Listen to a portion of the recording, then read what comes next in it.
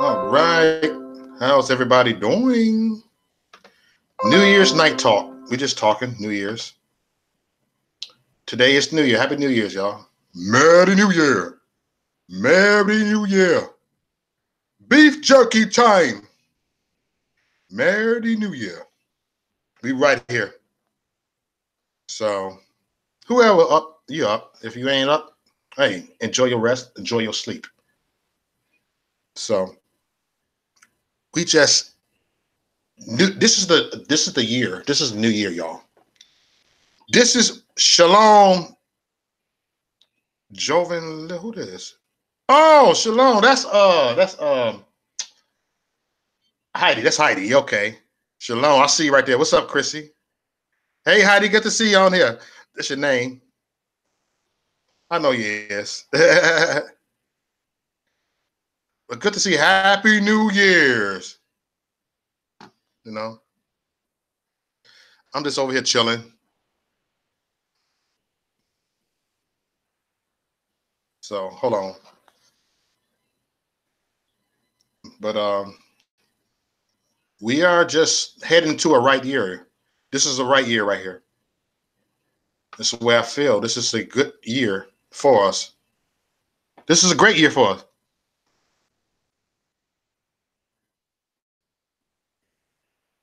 Hold on, give me a second.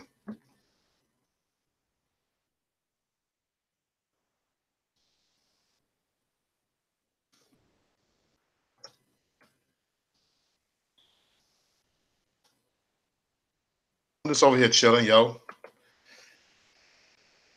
We gotta start the new year off right. We gotta start it off right. We gotta leave everything in the past. That's why it's called a new year. That's why it's called a new year. Leave everything in the past. Never look back. Leave everything in the past. And this is the way to say it. This is the way to be. This is the way to be. We got to bring in the new year right. Bring it in right. Bring it in right. It's a lot been going on. I know a lot have happened this past year. 2018. I know a lot has happened. I know a lot has happened. But we got to keep on. Despite a lot has happened, we got to keep on moving forward. 2018. I know a lot. Because a lot has happened. A lot has happened. And it's a lot things going to happen in 2019. So prepare for I'm just saying, just prepare. Expect the unexpected and keep on going. Keep on moving. Keep on dancing. Keep on walking. Keep on shouting. I mean, just keep on praying. Keep on what you're doing. Because we can't allow it to look back, whatever happened. Whoever happened to our family member, we lost a family member. Yeah, we feel that way, but we got to keep on. We got to know that, hey, this is life now. We got to prepare ourselves that this is life. We got to prepare ourselves to be more of survivors. We got to be more survivors, which is more than conquerors. So we got to we got to be that type of people. We got to be that special group of people, because the people over here on the other side is not that special group of people. They're not that special group of people. They want to treat us like we got mental issues, but who the ones that got the real mental issues? They have real mental issues, and it's sad. They don't even think they do, but they think we do. Okay, next.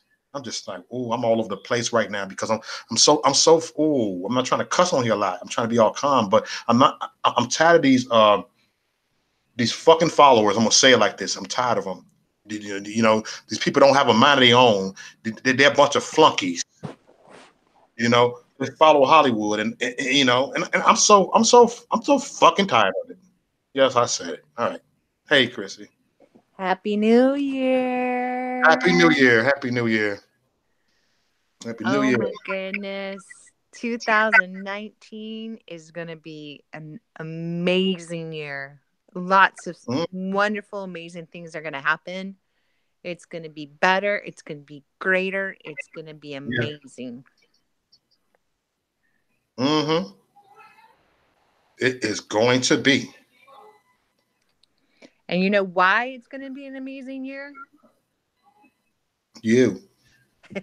Aw, thanks, Mo. Because we get to decide it's an amazing year. Because God has given us so much amazing beautiful things in our lives that we are need to be grateful for and thankful. And, we need to remind each other how amazing it is. Yeah. We got to remember. Hold on. Grady said, make a New Year's resolution, no cursing, my brother. No, that's too hard for me to do. I slip every now and then. I tried it. It never works. Grady, I'm trying to get this jar going with every time he swears, he has to put $1 in it. That way I can finish paying my son's education off, but it's not working. I can make a New Year's resolution, not swearing on my YouTube channel, but not swearing, period, behind the closed doors. I can do that one. I can do my best. I actually can do that. I dare you.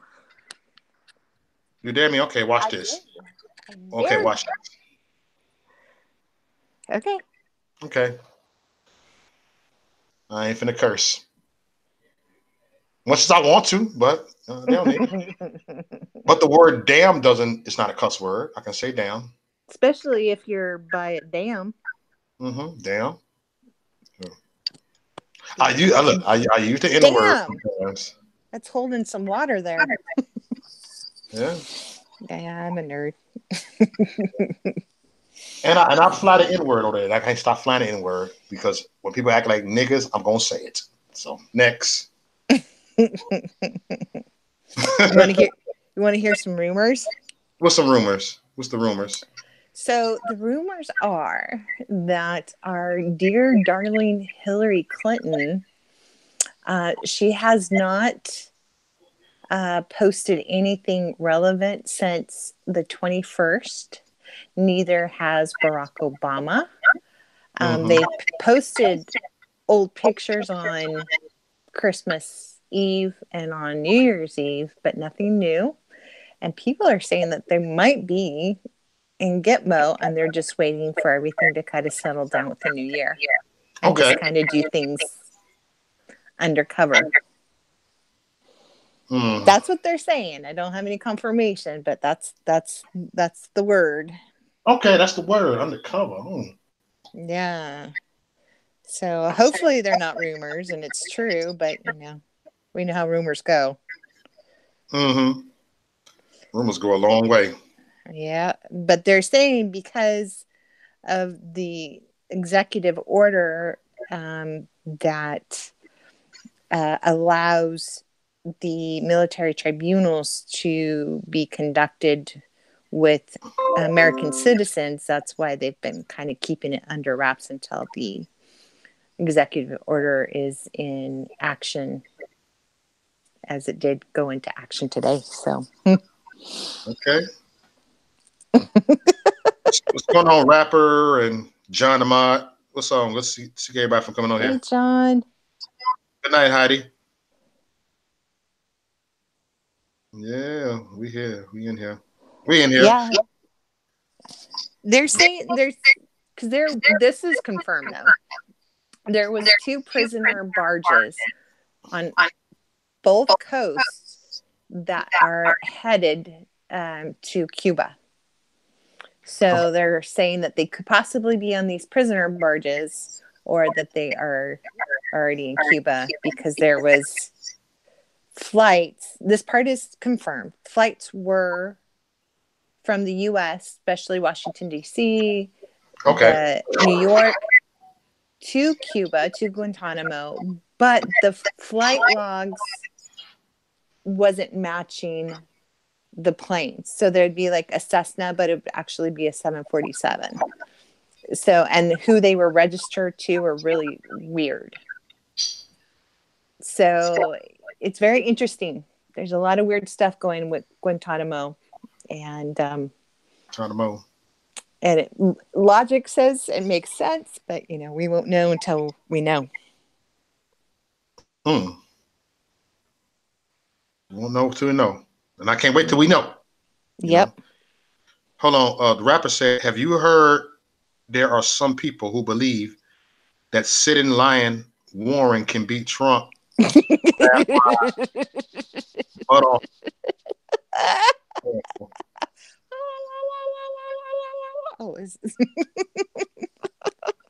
Yeah. Could you imagine that? Elizabeth Warren as a president. Oh, yeah. Hey, what's going on? Controversial reality.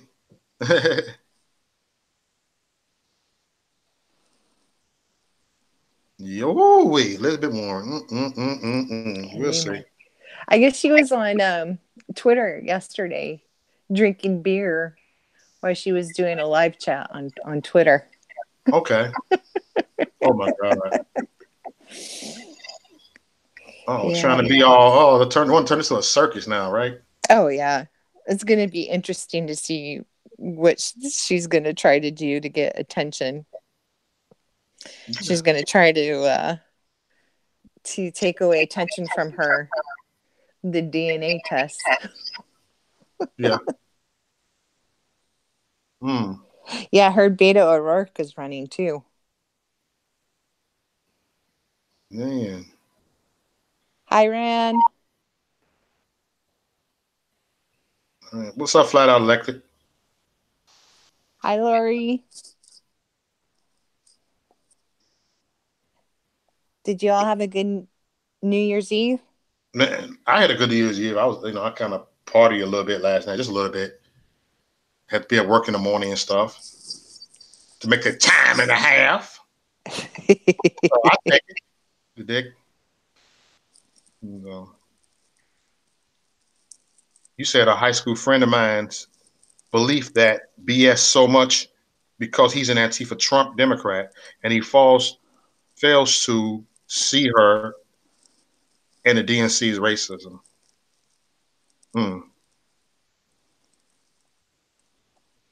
Could you imagine? They want to turn this into a circus. Bring it. Y'all can go ahead and y'all gonna look like the dummies, the big dummies. You know? That would be funny to see Elizabeth and President Trump in a debate. Yeah. That'd be hilarious. Yeah. Hey, so do you have any New Year's resolutions? Do I got some New Year's resolution? I just broke it. I think I'm breaking it, not cussing. Uh-oh. Not good. Hey, Jovi. Is that Jovi? What's up, Jovi? Yeah, Jovi's here. Jovi Brown. Hey, you can get on if you want to, Jovi. Give me your email. I should have wrote your email down. I keep everybody's email together. I think I got it somewhere. Because I wrote everybody's email down like, oh, man, should this go right?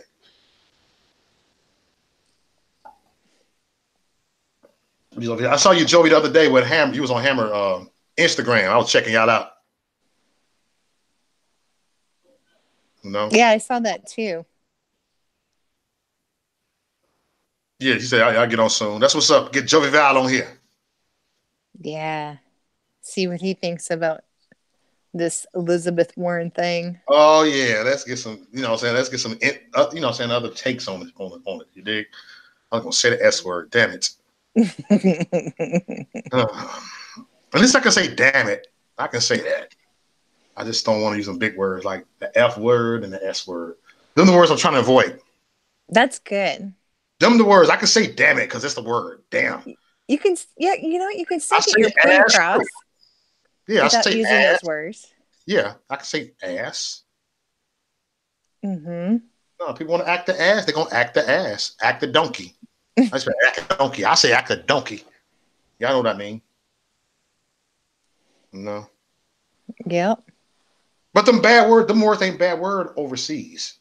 The word shit is not bad in Africa. Really? Yeah.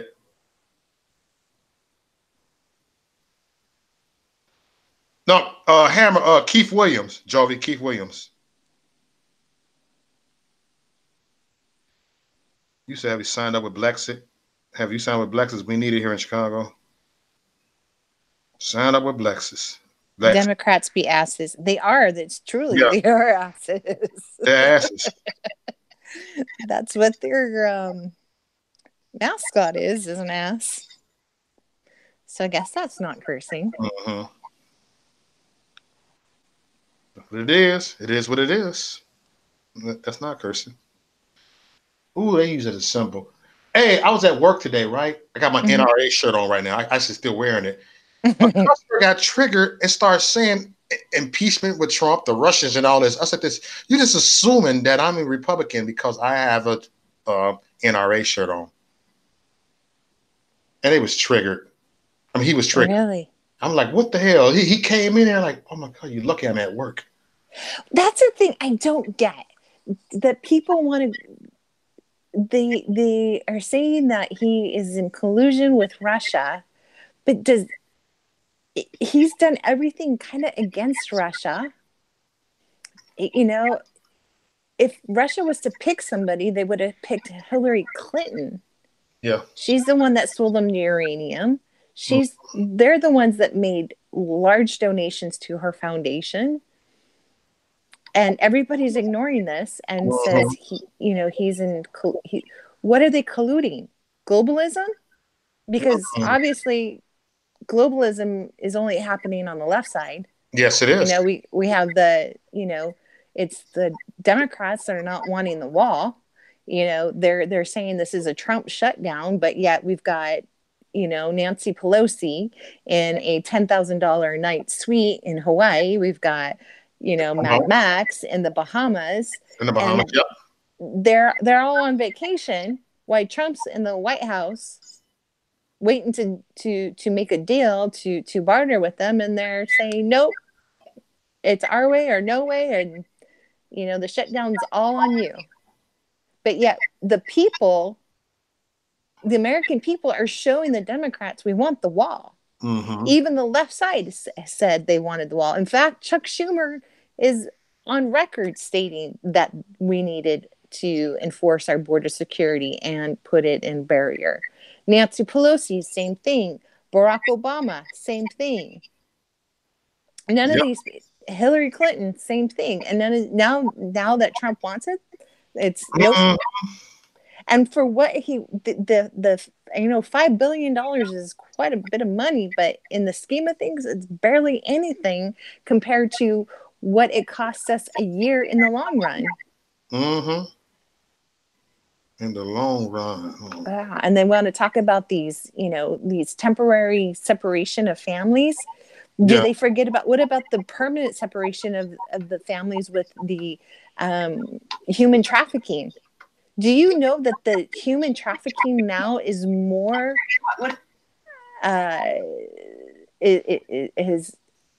is a bigger threat to us than drug trafficking?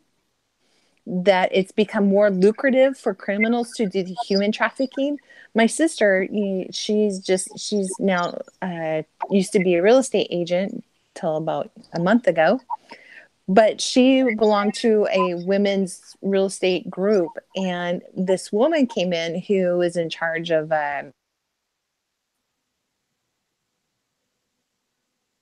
Hold on.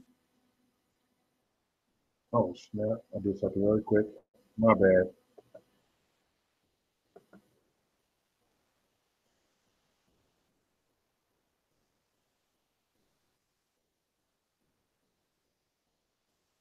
Got booted off. So I had did something real quick.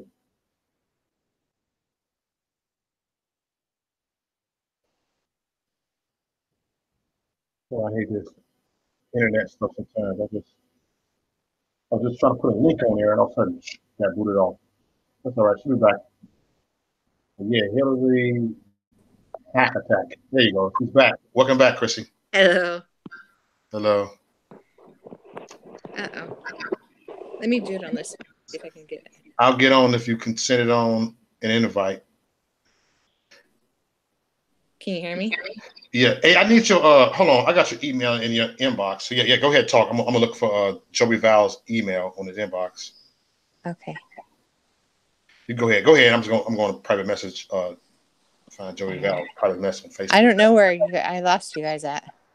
No, that's because I tried to put a link on there and they always do that. When I try to put a link, they boot everybody off.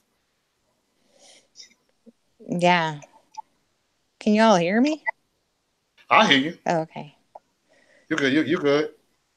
Yeah. So anyways, so my sister, so these families So they have like a family living in the front of the house, and then they have these slaves, these sex trafficking slaves in the back of the house.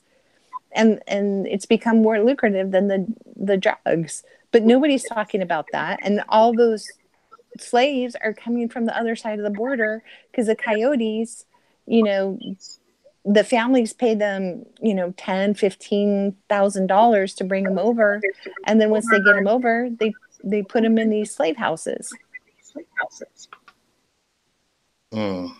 Slave houses. Mm-hmm. It's ridiculous. Oh my God. All right, Jovi, I'm inviting you on here right now. I had went to your inbox because that's why I see the email at. And so, let me know if you got the invite. If not, I resend it again. Have you seen all the illegals getting dropped off in Phoenix? What? There you go. What? Oh yeah, I saw it. I did a report on that yesterday with the screen share. Look, I can do a screen share right now. I know how to screen share now and show people this stuff. Are you kidding me? All right. Yeah. Good evening. What up, Joey? Happy New Year. Happy New Year. Happy New Year, Jovi. Okay, so yeah, a lot has been going on just in the beginning of this week. Like just yesterday, today actually. What's going on? Well, did you guys hear about? Hold on a sec.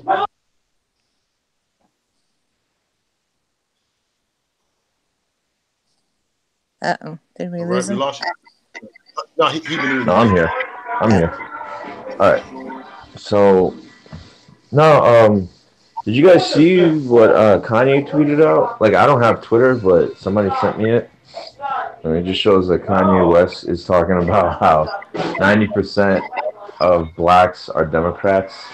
And if that's not controlled, then what is? So he's still, I guess, on the Trump train, but people got mad at him because he didn't want to be a part of the turning point. But I don't blame him, because I see a lot of these right-wing movements. They're not really good for the MAGA movement. They actually, hold on a sec. What happens when you want to stay with your family? Hello, I'm trying to get this pro-black guy on right. He's texting me right now on Facebook because he saw me on the group. He's pro-black and he votes Democrat. He's a hardcore Democrat. I get him to go on Google Hangouts and come on here. I say everybody's respectful. Yeah, We ain't gonna attack you like that. I want him. I'm trying to get him where he won't do it. Yeah. So. You have a discussion with him. Well, that's the thing. I was looking at this guy called Official Blacks for Trump on Instagram, and he has a good Instagram, right? Mm-hmm. But he was just talking about how, I don't know, I guess everybody thinks if you're a conservative, you're a good person, or you're the better person than a liberal, and I just don't think like that anymore. I used to think like that, of course, but it's just because people don't understand what a liberal and a conservative are. If you really think about it, when it comes to conservatives, I was just watching this segment on the 70s, I think, or the 60s, showing how conservatives are the reason why you have to put labels back then on the CDs. You had to put labels on it to show that you had explicit language because they didn't want to expose their kids to that stuff, but that's something that they forget. Mm-hmm. So it's just the thing I want to do is, because there's a page called educating liberals. Mm-hmm. I want to get one that's called educating conservatives, because I feel like conservatives don't really understand what a conservative is. They'll say they're conservative, but I don't know if they understand it. Well, I think there's different opinions on what a conservative is. I mean, Mo had a guest on there one time, and he would insist that he was the most conservative person out there because, Mo had a guest. I'm not going to say his name, but he had a guest on there, and he was the rudest person that I've ever come in contact with on Mo's show, and he was basically, you know, was very rude, and he's like, I'm more conservative than most people because he stays with his wife or his girlfriend and they have a kid. And no, the conservative is a political idea. Yeah, It, I mean, I don't think it has anything to do with like etiquette or manners. To be honest, like you could be rude and still be a conservative. But I guess I know what you're saying. Like yeah, as a conservative, you focus more on traditional values. Traditional values usually come from like your religion or your beliefs. You know, your possibly the beliefs or morality that you learned growing up from your own parents. You know, that's what I use as a moral basis. Whatever your parents taught you in a positive sense of how to live life. You know, Right. Right. yeah. Real so talk, man. conservative is supposed to like a conservative will call out people that are not conservative. You know, me, I don't think Yeah. I'm conservative in the sense that like I'm pro life. I'm I'm what's it call it? I'm against gay marriage. I'm also for what's it call it? I don't think Second Amendment has anything to do with being conservative or liberal. It just has to do with being constitutional. So people always say like, oh, they're conservatives, they're pro Second Amendment. I was like, I don't understand what that has to do with pro Second Amendment. I feel like conservatives are pro gun, but liberals are pro Second Amendment, and I can explain that later if you guys want. But I just feel like there's this confusion Okay. right now of what a liberal is and what a conservative is. And I think we have to educate conservatives on what a conservative is because they don't understand. They don't understand like what it is to be a conservative versus a liberal who's actually constitutional and all these other things, like that really make up conservative households and liberal households. Now, it's mind numbing sometimes how many people on the right are doing things that are not conservative and they're calling themselves conservative. Like Right. this guy Kevin Martin, he was exposing Turning Hey, Point. Jovi, we're Yeah. getting. Is there any way you can go in a room with no background noise? Oh, hold on. Sorry Thanks. about that. I'm jamming off the music, like, hey, what's up? Oh yeah, I was just watching a Half Baked. So Oh, I love that movie. yeah, it's really funny. Dave Chappelle's like one of the greatest comedians. Sorry about that, guys. But That's okay. yeah, so when it comes to that, I feel like we really need to help the movement by educating people on what a conservative is, what a liberal is, what a Republican is, what a Democrat is.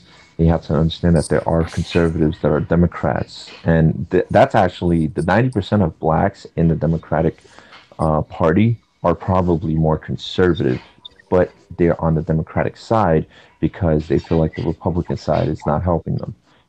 They've been lied to, of course. Well, I feel like we've all been lied to think that a party is going to help us. It's when we come together as a unit, like as Americans. That's what's going to help us when we find out that it's not really about left and right, but it's really up and down, and how the elitists want to keep us, want to step on us and want to keep us fighting against each other so they can make their moves and get away with it. And that's something that they'll never talk about because everybody wants to belong to a group, to a club, to a Well, and that's movement. the problem when you have like say conservatives versus liberals is that they're what a true conservative is subjective Oh, in certain aspects. And when you have because you look at any religion and you have subcultures and and there's so much division in that because people believe, okay, this is the way and the only way a conservative can believe. And is it a moral issue? Is it a political issue? Is it what is it exactly? Because I know people who state they're conservative but they believe in abortion. I know people who are liberal but are against abortion. So Yeah. it's there's No, I get what you're saying. It's like Bob told me. it's strange because it's like people want to like get upset at Tommy Lauren because she said that she's pro-choice, you Mm-hmm. know, but I only think she did that because she was on The View. I don't think she really is pro-choice. I think she did that because she was on The View, and I think she fell under pressure. She's in a on a on a show that's nothing but a bunch of crying women, have no type of political view. Most blind women I've ever seen, honestly. They shouldn't even call it the view. They should call it the blind. But anyway, so it's them doing that, and they probably put her under pressure to say that she's pro-choice. I don't think people that say that are really pro-choice until it actually comes to the moment. Just like same thing with pro-life. Girls will say they're pro-life until they're pregnant. Next thing you know, boom, what happens? Mm-hmm. They like I know somebody like that. Well, Somebody. Hold on. I just want to say this real quick. I know somebody who got with a girl who said she was conservative and she's for all these views and everything, and she posts about it. But I guess she got pregnant and then she wants to get rid of it now, all because it happened to her. And it's just like I find that to be very hypocritical, and it's just like there's so many people like that. There's so many people that say they're pro-life until they're pregnant. Like many women, they'll say they're pro-life until they're pregnant. Men, they'll say that they're pro-life until they get a girl pregnant. yeah, I think to me, pro-life versus pro-choice is not a. It comes into politics, but I mean the root of it, the grounding factor of it, is a morale issue, morale. And if you're Christian, it's very clear that it's murder. And we've become a society. It's not a political thing what we've done to our society. It's a society that has gone in the right direction, and this is including conservatives, this is including the Republicans, because we've let it happen, and Mm-hmm. we've let ourselves be groomed, and it's been in mainstream, and and so now it's easy. It's Yeah. so acceptable, and Hey, that's hold on. a problem. What the hell going? My bad, Christian. I'm looking at Bob what he just said. No, What did he Mo, say? you got. He said, Mo, you got 10,000 in one donation and couldn't afford your own way and hotel at the Moore Rally. What the hell? I wish I did had a 10K donation. Bob, where you come up with this stuff? Hey, Tommy, do you owe me some money? Do what's supposed to happen? What do I cut at, Tommy? Tommy Gunn, where my money at? Tommy, Um. you This get me this out my is money. It's not America, you jet me. Come this is on. what Stop happens. it. People need to know that it's the decay of society. And one of the ways that it happens is by us not acknowledging what a life is, and by even trying to come up with a term for people who are for abortion to make it seem less harmful, and they call it being pro-choice. Why is it that you can either be pro-gun or anti-gun, but when it comes to life, you can either be pro-life or pro something else instead of just saying anti-life? Because they don't want to paint it with a broad brush, but they want to paint everything else with a broad brush. They Well, they want to make call it everything women's health care. It's abortion. This is a problem we have in the medical world, is that there was a lot. You cannot tell a woman which. Okay, if you have a procedure done, we have to tell you, like, even if you get a shot, we have to disclose to you that there is 1 millionth of a chance you might die. But if you get an abortion, no, you're not supposed to really talk about those things. nope. And You the mortality rate from bad abortions, and I'm talking legal abortions, are phenomenal. I don't have any numbers off the top of my head because we don't have a big number, but I've seen them myself, and just the little amount of work I did in the ER. Women had died from bad abortions, legal abortions. yeah. And they don't discuss that. They don't talk about that. Oh They no. talk about, oh, women would die because they would have to go in the back of the Mm, alley and have it done. No, yeah, yeah, yeah, yeah, yeah. For real. And this is the thing that really bothers me. It's $300 to have an abortion, but it's $30,000 to adopt a child. There's something really wrong with that. Yeah. Well, I guess saving a life costs more than taking one away. So it's just like, you know, but when you're adopting a child, the child's already born. Child, like it depends. Like if you adopt a child that's about to be born, maybe Hmm. it'll be a certain. It's kind of messed up, but it's like buying a dog versus a puppy. A puppy's definitely going to be more expensive, you Yeah. know. And it's a shame that I even have to compare dogs to kids. But look at the way they treat their dogs versus their kids. They're building dog parks now and tearing down jungle gyms. They're giving dogs the healthiest food and giving their kids McDonald's. Like there's a lot of people like that that are really being very careless when it comes to kids because they think kids because they can use a Yes. smartphone at 8 years old Real will be talk, man. able to function in society without a parent. You know, and that's what's kind of bothersome right now is that there's a lot of parents out there. I can't even call them parents. I just feel like they're spectators. A parent shouldn't be a spectator. That's all I'm saying. Oh yeah. Well, a dog is not is a status symbol now. A dog is Yeah. we've become so detached from social interaction that a dog is now our only source of comfort. And it's sad. Yeah. Yeah. And it's because this generation, the millennials, they're being what's it called it? They're being encouraged to have less responsibilities. They're being pushed to find shortcuts in life. Not Hmm. not not shortcuts when it comes to economical advances, but shortcuts when it comes to sociological issues. You know, and it's just like, hey, somebody's bothering you, block them, or go to a safe space. Somebody, what's it called it? Somebody didn't pay you the right way, call them sexist or racist, or always trying to find these shortcuts instead of just saying maybe somebody didn't pay you enough Well, because you're not doing a good job. No well, one it's ever. Uh, it's the victim mentality. Absolutely. The women who get pregnant are victims. It's like, no, they're not. They're irresponsible, is what they are. Yeah.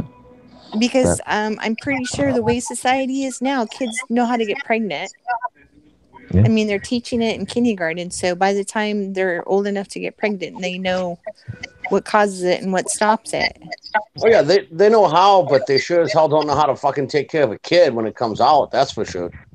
What's disturbing is they say kids. They always use this excuse that kids are a financial burden. However, whenever you see a single mother from a black or Spanish household, that's what I'm seeing mostly, probably because where I live. But guess what? They're raising a kid on their own. And of course, they're using government assistance, but they're still getting by. They're not pushing for a father to be at home where there can be Mm-mm. a better source of income with two parents Yeah. and actually raise the kid. So the Okay. kid's too expensive for two parents, but it's not too expensive for one parent and government assistance. That's what bothers me is that they're not teaching men to actually take responsibility for their own kids or That's right. You even just hit it on the head. They're you not know teaching kids responsibility of Mm-mm. anything. Let's just be nope. honest about it. They're teaching them how to not Hey be Melvin. responsible for anything that they do. No. Okay. It's honestly disturbing because it's like this has been going on for decades, and we starting to see it now. Like a lot of people have been talking about it. Like they do it all the time in DC. There's this fathers rights movement, and people laugh about that. They're like saying, oh, fathers don't need the rights, fathers just have to pay their kids child support. Really, there's a lot of men out there that are suitable fathers versus a mother who's unhinged or and doing crazy things, and yet the father, no matter how his how what's it called, sane he may be, an insane mother will have the kid still. Like they're always focused on the father's financial status when it comes to the kid. They don't care really about anything else but the financial status. But even when it's like that, they don't care about the mother at all. They don't care if she doesn't have enough money or if she's not even mentally stable to raise the kid. And then you start hearing these stories about mothers neglecting their kids and maybe even getting their kids killed out there because they do not care. And it's not a whole gender thing really to fight about, but it's a society thing, like us coming together and developing this culture where it's undeveloped. Actually, it's an undeveloping culture that we're developing, and it's very scary. And you know what, we're pushing more fathers outside of the house. We're pushing more sons to just not grow up and be responsible men. Same thing with women. We're making sure our women are, blaming men for everything that goes wrong in their lives. When it's just like, that's not how we do this. What we should be doing is focusing how we can raise our kids to be fathers and mothers. But how are you going to do that honestly when we're also pushing our kids to be welcoming to homosexuality, where we say to them, okay, you can be this and you can be that. I would say, yeah, you can be whatever you want at a certain age. Well, At this whole 17, huh? agenda they have with pushing this toxic masculinity, the problem is it's controlled masculinity. A father should be ahead of the household. They, Yeah. that's not wrong. It's biblical. It's, It's But that's the problem because it's biblical. So this is not an attack on Yeah. culture, but this is actually an attack on Christianity. oh They want yeah, to big destroy time. Christianity. They've been doing it for many years. How many times have you walked around Christmas, even in the 90s, and you saw a sign that said Merry Xmas? Or not even Merry Xmas. They will remove Merry completely. Xmas. Yeah. They'll just call it Xmas. I've seen Ain't that Xmas something? ever since the 90s, even Or the happy 80s. holidays. Yeah. Happy holidays is fine because you're still using the word holy. See, that's what these people don't understand. And the thing is, it's not even a war on Christmas. It's not, it's a war on Christianity. We can have Christmas, but remove Christ and let's just have Santa. Let's just have all these other ideas for Christmas. So it's not really a war on Christmas because on Christmas Day and the day before, I even did a video about this. Everyone said Merry Christmas to me. Even the Muslims inside the deli said Merry Christmas to me. Why? Because it's Christmas. And they have you believing that, oh, we can't say Christmas anymore. We can always say it. It's the attack on Christianity. And Right. Christians are very afraid to speak up about it because they do not want to seem, what's the word I'm looking Intolerant. for? Yeah, Well, they don't want to. it's the thing too that because Barack Obama's not president anymore, we don't have to be so politically correct. Which, in my opinion, politically correct is just a way of silencing the Christians. Well, yeah. Yes. Well, political correctness is only towards Christians, only towards white Christian straight males. That's the group that they really focus on, the demographic, when it comes to trying to victimize them. And what we have to do is understand that we are not victims; we're actually victors altogether as Americans. That we live in a country that is, has these freedoms and liberties, but we don't even appreciate it. That we all want to No. fit into these little identity check boxes and then Mm-mm. say that we belong with them, but instead of just seeing ourselves as Americans. But we have to acknowledge right now that the majority of this country is being attacked just for being a certain color. And that bothers me so much because it's like, if I defend someone who's black, I'm a hero. If I defend someone who's white, I'm the villain. Like that's exactly what I see going on right now. Oh So it's yeah. like, so it's an attack on Christians. It's an attack on men. It's an attack on whites. It's an attack on, heterosexuals. And you can't, I just say straight, and straight is Well, politically incorrect. Let's be they honest want to about it. try. They're trying to depopulate the world, and if Oh your yeah, but Yes. people Yes. aren't Yeah. breeding, let's be honest about it. It's an attack on the family structure. Yep. because that's what I mean. That men, what are they going to fight for? Are they going to fight for their families? Or are they going to harder for their families? Or are they going to fight harder for their people they don't know? They're going to fight hard for their Harder for their families, families. Yeah. You know, and yeah, and it's sad. and the whole gender wage gap is nonsense because I know the more kids you have, the more the father would work. That's has always been the case. The more kids you have, the less the mother would work. And see that's a problem with society too, because I'll be the first to admit I'm married for 16 years, and my wife works full time, and I work, but nowhere near as much as her. But at the end of the day, everybody says, why? Well, here's the thing. In my family, I do shopping better for the food. I do cooking better. I can manage the money better to where we're going to have more money at the end of the month. And it's not a degrade on her. Ultimately, my wife went to college. She has a degree. She can make a lot more per hour than I could ever make. So it makes more sense. But society would look at us and say, well, you're doing things wrong. Well, it's been working fine for 17 years, and I got 3 happy kids. Well, the problem with society is they take these small percentage of people, right? Like I would say at one time you were the small percentage where the father was actually the breadwinner. Now I feel like the women are doing it more, right? But that's because women start off by themselves and then have a family eventually. Like a lot of women are being abandoned by the birth father or the biological father. That's where I come from. And then they had to do it all on their own. They get their own careers, they have their kid and everything, and then they meet somebody. And that person that they meet is probably not as successful as they are, but they stay with them because I don't know. I guess it's the nurturing factor never dies. But well, see, that's the whole thing. So, like, most of the time when you see an incident with a kid or whatnot, you're like, oh, go find his mom. My kids will come to me. They're like, no, we need to go to dad. And it's not that my wife is inadequate of anything. It's just, when I'm the one that's changing all my kids' diapers, whenever they have an issue at school, I'm the one that's going to them. They're going to come to me. They're not going to come to her. Yeah.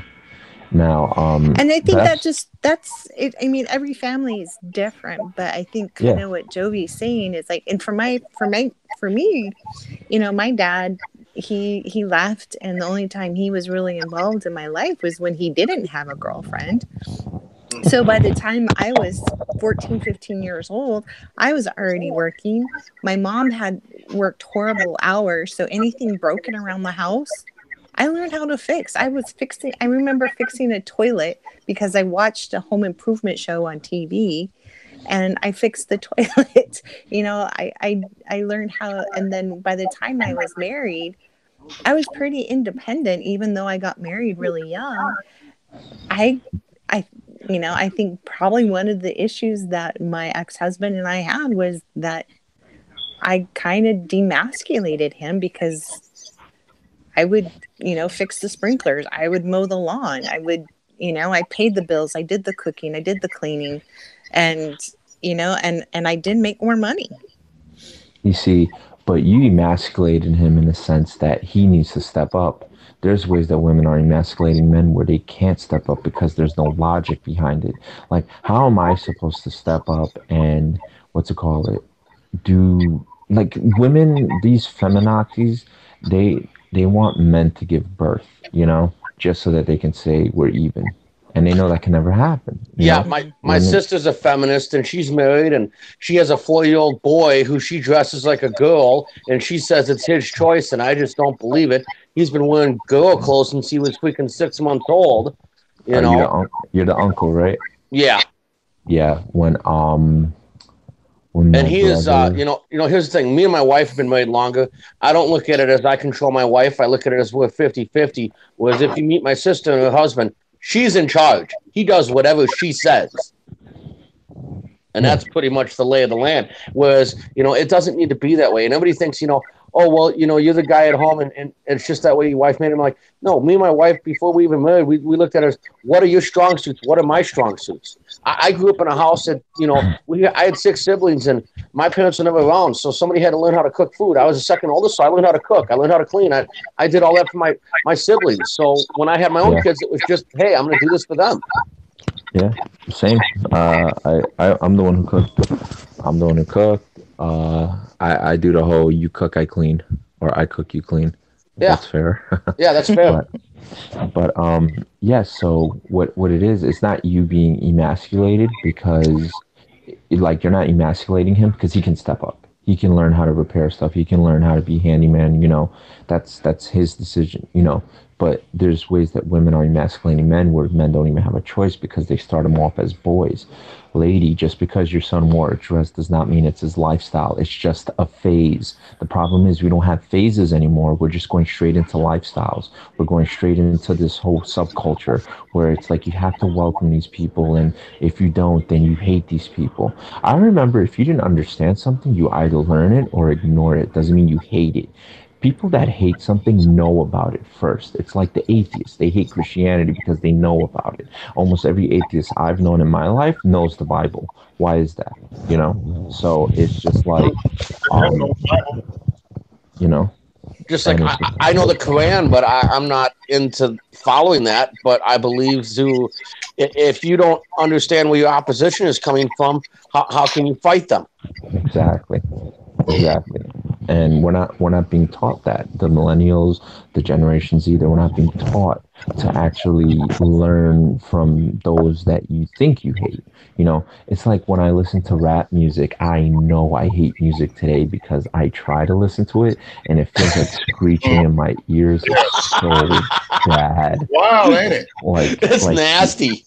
the culture of today, back then, right? The culture of hip hop was you were the king, you were the lord, the drug lord, you were the kingpin, you were the cartel leader, you were the man. Now it's you're the addict, you're weak, you're pathetic, you're a slave to the money. Like they all admit it in their music, and then they wind up dying over through overdoses because they become the new rock stars. This is Well, the it's because they new. all sold their soul to the devil to get famous. Oh, absolutely. That's what all those tattoos and markings are and stuff like that. I'm pretty sure they didn't want to do that, but they want the fame, so they'll sell their souls.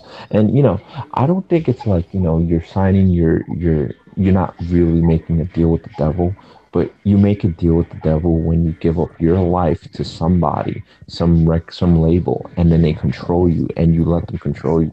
That's selling your soul. But a lot of these kids, they don't learn anything growing up. They find the easy way to make money, and they think they have everything planned out.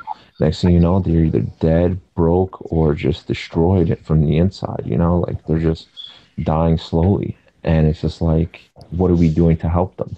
We're not really doing anything because guess what? The conservative movement has nothing but people doing stuff like that too. They're trying to be rock stars now. They're trying to Hey, Everybody's trying to do So, pro. cocaine. Everybody's trying to get drunk. Everybody's trying to have orgies and sex and all of that. And these are all conservative movements that I'm hearing it from. And I'm like, wow, if the conservative movements are doing it, just imagine what the other movements are doing, you know?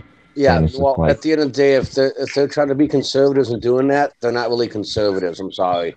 no, yep, everybody, that's everybody's a right. Well, it's Conservatives are about become principle. It all boils down to principle.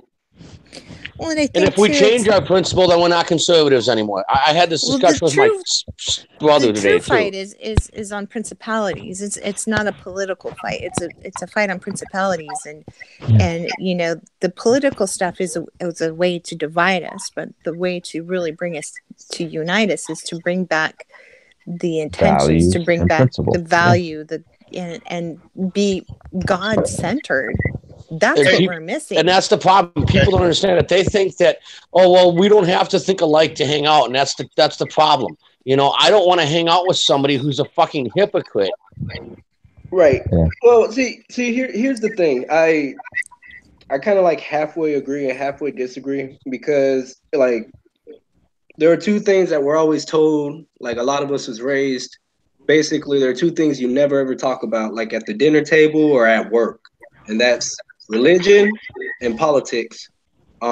And I think it's like two sides of the same coin, but I think it's interconnected because the original political atmosphere of America was Judeo-Christian based. They actually pulled those ideas directly out of the Holy Bible and they incorporated it into the Constitution. So I think like for example, government could be more tied to like atheism. You know, because you're being when it's all said and done, you're being ruled by man. You see what I'm saying? Government was meant to serve us, but when government is ruling over you, it's just actually a 180-degree reversal. So that's kind of how I think about that. Hold on a second. I agree because people are always saying I used to have an argument with somebody that Christians are violent because of Christians there's war in this world. Have you ever heard of an agnostic and an atheist fighting over God not existing? And I'm thinking to Uh-huh. myself, Yeah. and Yep. then I'm Yep. thinking to myself, hold on. Then I'm thinking to myself, wait a minute. I don't think Hitler was Christian. I don't think Stalin was a Christian. These people were not. Communism actually is not a Christian. Like it's the idea of giving any power to a person is not Christian. Same thing with What I've Catholicism. Totally learned agree. Catholicism as dealing well. with Yeah. in traveling and dealing with war torn countries and such, I've watched, I watched Syria as ISIS developed, and I saw who they were picking for the ISIS soldiers and stuff like that. They pervert religion and they use religion. And what they do is they find people who are in bad situations and they give them a false hope, because we all, there's a strong understanding of who and what God is, but the details are skewed based on where you live and, all the different, sectors of that. But what they do is they take these people who are uneducated and they are down and out, and they give them this false hope in order to manipulate them. And that's what I mean.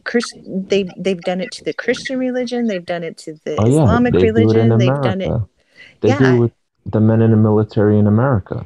They Yeah, send them out to it's other just countries. brainwashing. You send someone to another country, and they believe by liberating, quote unquote, liberating that country is bringing freedom to America. How? Because we're preventing them from attacking us. Anybody can attack us from any country, and we won't know it. So you're trying to say we're occupying the countries where we fear terrorism is going to, affect us? Then why aren't we doing anything about Saudi Arabia? You know, Because I all think wars are banker wars. yeah, it has nothing to do with people get mad when I even say this, but all these people that went overseas to fight a war, other than maybe World War II, or yeah, I would say that they fought for whose freedom? We have our freedom. I How mean, is they took some out Libya for the golden hour. Yeah, Libya. The thing is, they're destabilizing all these countries so that they can move forward with their the 5-year plan, I believe it was, and it's just to have the world banking, the Rothschild banks, just to get them all situated. So destabilizing countries like Syria, Libya, Afghanistan, Iraq. I think Iran is one of them. North Korea and Cuba. I don't know if it's 5 countries or 7 countries, but they want to destabilize all these countries for a reason, and it's so that they can have the global economy, so they can have this world banking system, so that they can have everyone connected, but in the same time controlled. And that's what they want. They want more control than connection, but they give you this idea that we're going to connect. They even have these ideas of like a light rail system that's going to connect South America, North America, Asia, uh, to Europe and Africa. It's insane. It's like you want to do this and that's beautiful, connect the world, but you're really focused on globalism when you do that. You're not focused on, and I believe in global nationalism, as in every nation should stand forth for their country, but it's not like that, of course. Well, And see, when you have more government power, you are less of a nationalist. Like when there's more government power, there's less of nationalism. But yeah, sorry about that. no, that's cool. Well, it's like okay, the whole thing with Syria, like that. If anybody reads the Bible, like the Holy Bible talks about Syria a whole bunch. Actually, it comes up. But Oh yeah. with that being said, um, this is what separates certain people in the government, and I I dare even say like certain Republicans who may be considered like maybe war hawks or whatever, like Lindsey Graham. Um, Okay. yeah, okay, just an example. But even Lindsey Graham, he came around and he said, "Well, at first, I said that we should stay in Syria, but after Trump shared this information with me, now I understand, and it's obviously classified information. So, like, when we go to certain countries, on the economic side of it, you would do it, to obtain resources, but on the actual let's say like the way that we're supposed to go about it, then we're supposed to like try to help the people and liberate them. So Yeah, like like the Kurds, resources. like exactly like the Kurds absolutely needed us in Syria because they were going to get slaughtered, period, point blank, by ISIS, and and the Kurds did not want us to leave. The Kurds did not want us to leave Syria, even though Trump was saying, "Hey, we're going to pull them out." So instead of our president pulling out our troops like real quick, he's planning to do it slowly. But we actually went into Syria to help them in the first place because they were being decimated. And I don't know, man. I think Trump's going Well, we about it weren't the we right weren't way. helping Syria, as in Bashar al-Assad. We were helping the Syrians. Well, that against was the thing because Assad. Obama let all these things. Well, He the just kind of rebels are turned a against blind eye. Assad. The Syrian people are not against Assad. What you hear in the They're mainstream not. news is not really They're what not. goes on in Syria there. They love No, I Assad. was there, and Assad I is their can hero. Yeah, I Yeah, can tell you this much: 50% of the people, well, I would say majority of the people hate Assad. Even the yeah, people who are on Assad's side only yeah. say that they are for Assad because they are in fear of dying. Exactly. Um, He's an absolute dictator. Like, I mean, the what he's intelligence done to those document. people and Yeah, what the regime, I can tell you, I will not go into details, but as far as what the regime has done to their own people, it blows my mind, the creativity on how somebody can torture not a man, not a soldier that they're fighting against, but a pure innocent child to prove a point. The atmosphere is yeah, so but dark let's be and honest about so it. If heavy. you think that the United States doesn't torture people every day, you're fucking lying to yourself. Not Just in like this. well, you know what, yeah, It's there's like a But this. see, lot of that's torture that's going the on, difference. but the That, thing is that this was so open and so public. I mean, mhm. the blood, I'm not joking, there would be a building that was blown up and they would use part of that building and just toss bodies in. They would skin children alive in front of their parents. I They mean, would. yeah. So that's the thing. Like in America, maybe some people bend the rules, but we are not ruled by a dictator. well, Okay, that's the thing, that's the though. Even difference. though we're not Over ruled by there, a that is dictator, a dictatorship. Well, see, that's even the difference. And personally, you all can think what you want, but this includes Trump. Presidents are selected, not elected. Well, I have to disagree with you respectfully there because if Hold on, Bob, on time out. I want to If say this. President Trump was selected, if President Trump was selected instead of elected, I then think he would have got majority. he wouldn't be Explain this to facing. me then. Hold If on, you I gotta finish my thought. He wouldn't be facing an onslaught, a relentless onslaught going on over 2 years by the entire mainstream media, by almost It was all everybody. planned this way. It It's was not. all planned this way. If it was planned this way, people were I love calling for this the lit. I love it. assassination of Trump. I Okay, have then, to no, Okay. disagree with you there. because they're protecting This him. Here's the thing you gotta understand. Here's all you gotta know. If he's not selected, prove me wrong. But if he's not selected, how did I know he'd be the next president in 2008? And if he's not elected, how did I know Obama was going to be president in 2004? I predicted both of these things. I can take in a room of people that'll back it up. So, like I said, they are fucking selected. Well, I think all of them were selected up until Wait, Trump, and are that's you the in reason belief why we that have this. Hillary Clinton and Trump are actually Hey, distant Pro, relatives? what Pro got to say? I know. I want to hear. Do you believe Trump, that too? no, but Hillary was never going to get in anyway. Well, Okay. I believe that reason why Trump became, because it was divine intervention, because the stuff exactly. that he's been doing is setting things into motion. Now, I don't believe he's Here's been the problem. intentionally I've been wait a personally minute, let me helping finish. them. By the way, I can show you Let me all kind finish. of Let me finish. documentation. Like Let he's me the real finish. deal. Hey, can we get one at a time, everybody? One at a time, everybody. Be respectful. So I don't believe Everybody that do one at a time. All right. Hey, he's we got a don't. microphone. I want that. Everybody 1 minute because I want everybody's point of view on this. So Okay, you know me. I don't sugarcoat it. Yeah. Like I say it how it is. This is what I think, And and this is what's been Hold on, shown to me. 1 minute, Chrissy. 1 minute. 1 minute. hold on. So this is what Wait, who wants to talk first? Because let me finish what I had saying. So no when he was, I believe that there was a divine intervention because everything was in play to insert Hillary. I mean, the DNC, they rigged that election. She lost, and that was not supposed to happen. And everything that Trump was doing, he's kickstarting a lot of stuff that has been biblically prophesied over 2,700 years ago. I'm sorry, I don't know your name, but you were talking about stuff that was biblically happening with, and that includes Syria. Isaiah 45. Damascus is almost a ruinous heap. It's about 40% of it's destroyed.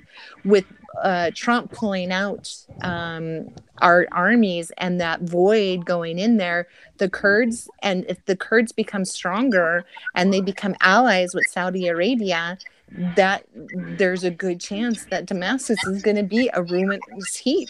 Okay, that's what the New World Order wants. Hey, hold that thought, y'all. Hold that thought, Chrissy. We're going to get back to you. Hey, Pro, what you got to say on that? What's your take on that? Okay, I agree with Chrissy. That was like a divine intervention. This is what I share with everybody nonstop, over and over again. Look up Judicial Watch. Look up all the lawsuits. Look up all the documentation, the evidence, the intelligence. Going straight to the Department of Defense, mind you, and a lot of other things. It was set up, in my opinion, for Hillary Clinton to win. It did not work out. They went so far as they created a fake dossier. Okay, and this goes back to what is it? Looking back on the lawsuits, they were gathering intelligence from Britain and Fusion GPS, which let's see, that's connected with Hillary Clinton Fusion GPS, and with the oars and. Well, okay. Hold on. Let me finish the thought. Let me finish. And they basically pieced together this entire fake dossier. Okay, and then after they were piecing this fake dossier together, then they put it in a cycle, the news cycle in the mainstream media, to use it as a means of justification to abuse the FISA courts, which the FISA courts, I think they had denied it like 3 times until it finally got passed through. So they abused the secret FISA courts, and they used it as a means to spy on Trump. So this is going back to actual lawsuits from Judicial Watch. And that's the thing I that really irks me is Judicial Watch. They're why are they doing the brunt of the work? All right. Congress won't do it. Congress won't do it. We need an independent group that's not politically connected. And they, if you look into Judicial Watch, they are legit. They've been around for, I think, like maybe 25 years or something. They got a track record, but it's independent. It's not politically tied. Right. Okay. Right. All right. Here's why Hillary won. You want to know why Hillary won? You want to know why they faked it all? I'll tell you. Hold on. Before you say that, I just want to say this. Because I didn't want to jump off topic here. I've noticed that whenever we do something in other countries, it's considered patriotism. But if somebody does something to us, it's terrorism. And I think it's messed up that, we are occupying these other countries. I definitely want to hear what you have to say about Trump. And I'm very open-minded when it comes to people saying stuff like he was selected, not elected, because I've heard so many things about Trump way before he was president. My dad knew Obama was going to be president way before he was elected. It was just like, a lot of people really read into this, and it is prophesized too that Trump was going to be president. I mean, even Isaiah 45, they define Cyrus as the man who liberated the Jews, and that's what Trump's doing. But we also have to open our eyes to what peace in Israel means for the rest of the world eventually. For those of you that read, I think it was Revelations. I'm not too sure. It's a lot of in Ephesians. Ephesians 38. Ephesians. Yeah. Okay. So I definitely want to hear. What's his name, by the way? The guy. My name is Boston Matt, by the way. Bob. Boston. I knew you were from Boston. Who's the other guy? Prometheus. Okay, so here's the deal. Here's why Hillary won. Because everybody knows if it would have been Trump versus Bernie, Trump may not have won. Let's be honest about it. That would have been a really hard fight for Trump. Okay, and they all know that you got this guy Trump. He's going to win because the plain fact that doesn't matter all the dirt that they put on him. It's the plain fact that Hillary cannot win the conservative vote in this country, and they knew that. But Bernie Sanders could. And here's the other problem. You got to look at the big picture, okay? So, yes, Trump is our savior right now, and Trump is a way better result than Hillary. Don't get me wrong. I don't want Hillary in either, So don't get it sick and twisted. But here's what you got to look at. Look at the big picture. Trump, no matter what, okay, no matter how good he does, he can only be in office for 8 years. Nobody can deny this, okay? In my opinion, for the New World Order to succeed, they need a wall built in this country. Regardless of whether the reason is that we want to say right now it's for political to keep the illegals coming across or to stop terrorists from coming across, in the New World Order, for them to succeed with their plan, they need a wall to be built. So they needed Trump to come in and push the norm to get it done. That literally makes zero sense, because this is going back to the Holy Bible when God broke up all the peoples. Because when you go all the way to the Babylonian times, Tower of Babel, all the people at that time were gathered as one. That was the original New World Order, and God Himself broke up the peoples amongst different nations. It's right there, So there is a reason why Trump's in office, but more so the border wall is important. We got to look back at history. Germany had a wall. China, communist China, okay, had a wall. Okay, the Roman Catholic Church had a wall, and that saved them from the conquering Muslims. I think it was the Moorish. It's like this, though. Here's what you got to understand: the Roman Catholic Church. Hold on, let me finish that thought. So you have to always keep in mind, since you're talking about big picture, George Soros himself, okay, basically stands for open borders and has a foundation called the Open Borders Society. Okay, so we look got a lot of foundations. If Hillary Clinton herself is confessing that the United Kingdom is being decimated by these open borders, yet and still she refuses to admit the same fact for the United States of America, you cannot deny that inconsistency. I can't deny that at all, but this has nothing to do with Hillary Clinton. It's the plain fact that Trump was selected, not elected, just like every other president for the last 100 freaking years. And the last president that was elected by the American people, in my true opinion, was fucking shot in office, and we all know who that was.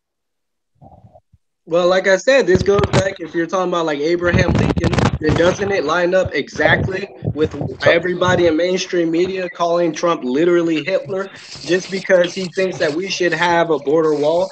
Doesn't it line exactly with people hating on Trump, specifically from Hollywood? And we already know about Hollywood, the fantasizing and ruminating on assassinating the president, blowing up the White House. Really stop and think about that. Yeah, because they're conditioning the American people. Well, if Hollywood is trying to condition the American people to assassinate the president, that sounds like some same stuff that JFK and Abraham Lincoln was facing. This is just a matter of American history. Yep, and if you look at American history and you look at people like that, those are the type of people that the American public would revolt against the establishment and vote for. You can remember when Trump was going for presidency, there was people on the Republican and then the Democrats who were refusing to vote for him. And here's what I try to tell people. If you're part of the establishment, whether you're established Democrat or you're established Republican, you're on the same side, okay? Whether they say they're a Democrat or whether they say they're Republican, they're on the same side. Hey, Matt, your microphone is causing a lot of sound. Keeping it down. Sorry about that. There's a lot of static. Yeah. It's like rubbing on your shirt or something. So, based off of what you were basically saying, and that, in my opinion, that proves that Trump is anti-establishment politician.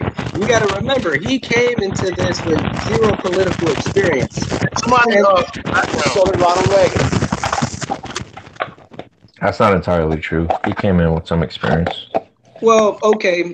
Well, can you point out to me where he has political experience as a governor, as a mayor, as a congressional representative? I'm talking about political, not business, political. Economics and infrastructure. But that's economics. We're talking about politics. We're talking about working in the government.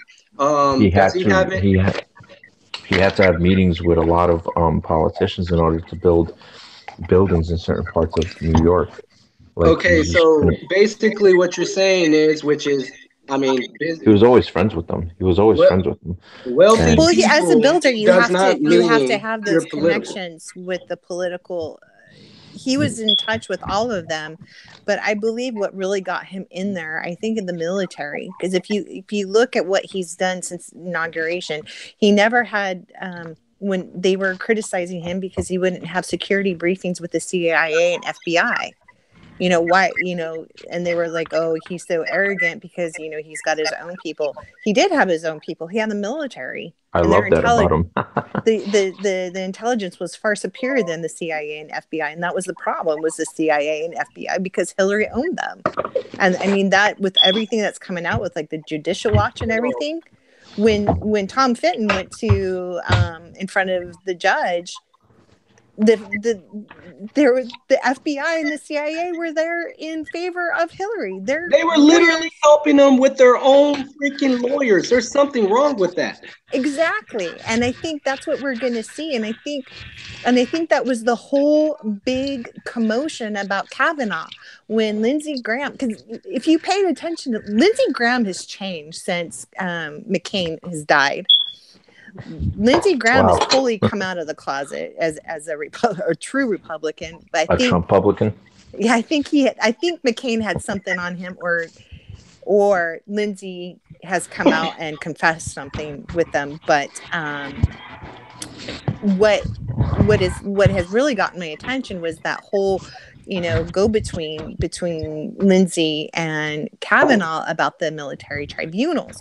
And then in March, Trump put in effect a executive order stating that American citizens could be held in military tribunals in cases of coup d'etat or oh shoot, I forgot the name of it.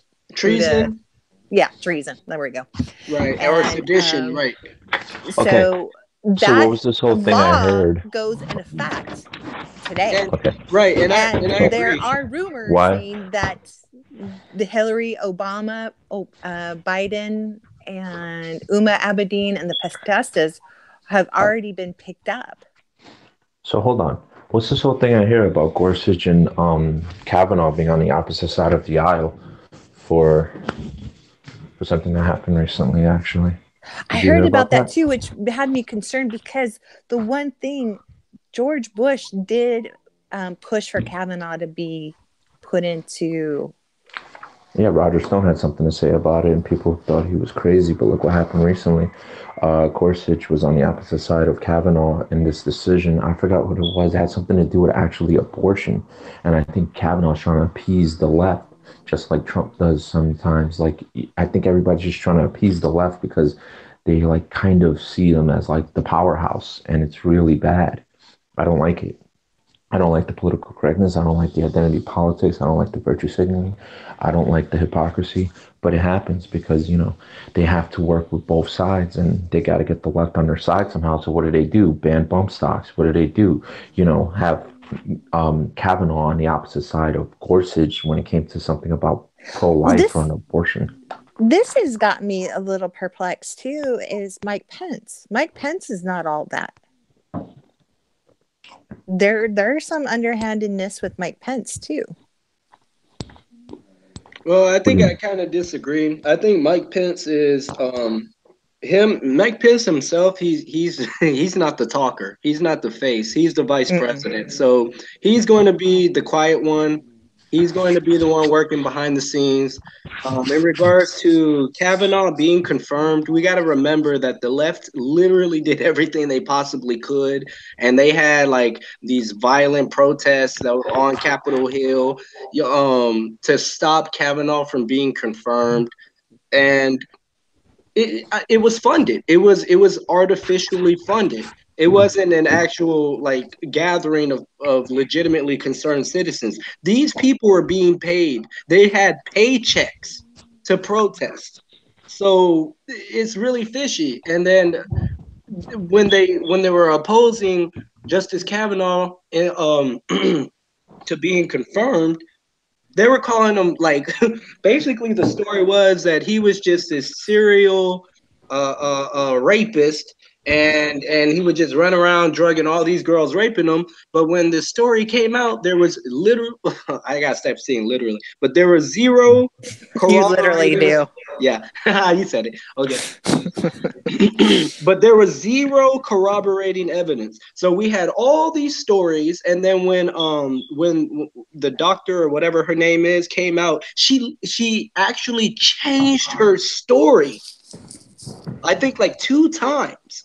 She tweaked her story, but after tweaking her story, there's zero corroborating evidence. That means nothing lines up with everything, their narrative, to stop Kavanaugh from being confirmed. So, I mean, when it was all said and done, they had nothing on Justice Kavanaugh. Well, the thing, if you follow the whole story with that, the timing of it was just ridiculous. So when he got confirmed, 7 days they had the letter. 7 days, Feinstein gave Dr. Ford the connection to the lawyers. And this is the weird thing and then, I mean, this all happened so rapidly. And so it doesn't make sense with what Feinstein said. It was a total setup. And here's the thing. Feinstein was in it. And this is the cool part that I really loved. When they did that second FBI report and Feinstein went in to read it and came out of reading it, she looked paranoid. I still believe that there is still an ongoing investigation, and she is included in that investigation. Of course she is. She had a damn Chinese spy for 20 years. You cannot tell me she did not know something. No, I mean, a Chinese spy for 20 years as your quote unquote limousine driver, and you didn't know anything? I call bullshit on that. Yeah, well then too, look at who her husband is and his connections. Yeah. Oh, that too. Yeah. Dianne Feinstein looks like Caitlyn Jenner. Like, I saw that picture when she had her hand next to Susan Collins' face, and I was like, why is Caitlyn Jenner pissed off at? Actually, she looks like Bruce Jenner because she has like the short hair. But anyway, but I want to tell you guys is this is what bothers me. Everybody wants to talk about Kavanaugh, but nobody gave a damn about Roy Moore. Roy Moore they attacked him the same way, and everybody was on the bandwagon to go against him, all because Trump endorsed Luther Strange and something else happened. But that's what bothers me, is that we're not here to protect the American people. We're only here to protect Trump publicans, I guess, because somebody should have said something about Roy Moore being attacked. And did anybody know what happened to those women that accused him? He took them to court. But that's the thing. When Roy Moore got attacked, that was pretty much the first time the left came out like bearing their fangs. That was the first time in public that the left came out and attacked. So nobody knew at that moment how to properly counter the attack. But it's going to get worse. Y'all know that, right?